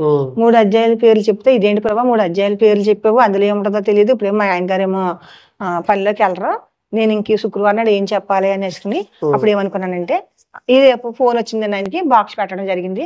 సరే అయితే ఈ రోజు కూడా ప్రార్థన చెయ్యాలన్నమాట నేను అనేసి, అసలు ఏం చెప్పారు అనేసి, నువ్వు అధ్యాయుల పేర్లు చెప్పావు కానీ నెంబర్లు చెప్పలేదు కదా ప్రభు, ఏ పేపర్ వస్తుందో చూసుకుని అదే నువ్వు చెప్పినట్టు నాకు లెక్క అని చూసుకునేసరికి నేను పొగను పంపించినప్పుడు ఆ అగ్ని పంపించి తలుపులు వేసుకోవాలి, జాగ్రత్తగా ఉండాలి, ప్రార్థన చేయాలి, వాళ్ళే రక్షింపబడతారని అందులో ఉంది. ఏ సోపులాగా నమ్మకంగా ఉండండి అనేమో ఒక దాంట్లో ఉన్నది. ఎవరైనా కానీ దుర్మార్గుడి గురించి చనిపోరో, మంచి ప్రేమించిన వాళ్ళ గురించి ఒకవేళ చనిపోవచ్చేమో కానీ మీ అందరి గురించి కూడా నేను చనిపోయాను, చెడ్డ వాళ్ళ గురించి కూడా ప్రాణం పెట్టాను. 3 కూడా అసలు చాలా అర్థం అయ్యేటట్టుగా నాకు వివరించేటట్టుగా వాళ్ళకి చెప్పడం జరిగిందండి. అప్పుడు నాకు ఇలా సన్నిధి ఏర్పరిచారేమో అనుకున్నానండి. అనుకుని శుక్రవారం ఆ రోజు నుంచి ఈ రోజు వరకు ప్రతి శుక్రవారం ఒకవేళ మా ఆయన గారు బండి సౌండ్ వినపడుతుంటే గబగబా ఏం చేయాలో అర్థమయ్యేది కదండి. ఇంకా అసలు నాకు అర్థమయ్యేది కాదు. ఇంకా అలాగే జరుగుతూ ఉంటుంటే అప్పుడు చర్చిలు తీసేయడం మొదలు పెట్టారండి. మళ్ళీ ఎవరి చర్చిల కాళ్ళు వెళ్ళిపోతారు కదండి. అప్పుడు వెళ్ళిపోతే అప్పుడు అన్న అనుకున్నాను ఏం చేయాలా ఏంటి అంటే పక్క ఆవిడైతే కొంచెం మనం కూడా టైం మారుద్దామండి అన్నారండి. ఈ లోపు దేవుడు ఏమన్నారంటే అండి 2 గంటలకే PM ప్రార్థన అన్నారండి. 2 గంటలకు స్టార్ట్ చేశానండి. చర్చికి అందరూ 11 గంటలకు వెళ్ళిపోతారు. అవి చుట్టుపక్కల ఉన్న నలుగురును వెళ్ళిపోయి ఆ 2 గంటలకు పూర్తి అయిపోగానే అక్కడ అందరూ మళ్ళీ ఇక్కడికి వచ్చేస్తారండి. అప్పుడు ఇంకెలాగా మళ్ళీ స్వస్థతలు చూసేదాన్ని అండి. స్వస్థల వరం అన్నాం కదా, అన్ని చూసేదాన్ని. మరి నేను కూడా ప్రార్థన చేస్తే బాగుంటది, ఎవరికైనా తగ్గితే నువ్వేం ఒకసారి ఏదో ప్రాబ్లంలో ఇరుక్కున్నానండి. అప్పుడు 140 కీర్తనలు చదువు అంటే 140 కీర్తనలు చదవగానే నాకు తగ్గిపోయింది. అప్పుడు నువ్వు చెప్పకుండా నేను ఎవరికే చేయకూడదు కదా ప్రార్థన అంటే, ఈ జరగలేదు అనుకుంటున్నావు కానీ ఎప్పుడో జరిగిపోయింది, నువ్వు చేసేయి పరకేరు, నేనే ఇశ్రాయేలుని పంపిస్తున్నాను అన్నారండి. అది నాకు అర్థమైపోతుంది. ఇప్పుడు మాటలు అర్థమైపోతున్నాయి. అప్పుడు స్వస్థలు జరగటం, ఎప్పుడు కడుపు నొప్పి వచ్చిందంటే స్వస్థలు జరిగిపోతున్నాయండి. ఇంకెవరికి ఏది వచ్చినా స్వస్థలు జరిగిపోతున్నాయి. ఇప్పుడు మీరు దేవుని స్వరం విన్నారు, అవునండి, పాటలు విన్నారు, అవునండి, ఆయన వాక్యాన్ని అర్థం చేసుకొని చెప్పగలిగేటువంటి అవకాశం దేవుడు ఇచ్చారు. స్వస్థత వరాలు కూడా దేవుడు మీ ద్వారా కలుగజేసే అవకాశాన్ని ప్రార్థనలో దేవుడు ఇచ్చాడు. అంటే ఒక పూజలు చేసే పరిస్థితి నుంచి మిమ్మల్ని దేవుడు ఆయన పిలుచుకొని ఆయన స్వరం వినిపించి ఈరోజు కొంతమందిని దేవుల్లో మోకాళ్ళు లేపించే స్థితికి తీసుకొచ్చారు. మరి ఇప్పుడు మీరు మందిరానికి వారం వెళ్తున్నారా? మా ఇంట్లోనే ఇలా జరుగుతుంది కదండి, శుక్రవారం జరుగుతుంది. అప్పుడు మళ్ళీ ఏదో కొంచెం చిన్న సమస్య వచ్చిందని ఇంట్లోను నా భర్తగా నాకు వస్తే ఏంటి ఇలాగే గొడవలు జరుగుతున్నాయి, దేవుడు దగ్గరికి ఏమో అందరూ ఆదివారం వెళ్తారు, నేను నెలకు ఒకసారి వెళ్తాను, అందులోనే ఒక పాట పాడతాను, నాకు పాటలన్నీ ఇలా జరుగుతున్నాయి, ఇన్ని పాటలు ఉన్నాయి. అయితే ఏదో సమస్య వచ్చింది కాబట్టి ఇంకెలాగ అవుతుంది, ఇంకా దేవుడి విషయంలో మానకూడదు, నేను నెలకు ఒకసారి రావాలి, వారానికి ఒకసారి రావాలి అనుకునండి.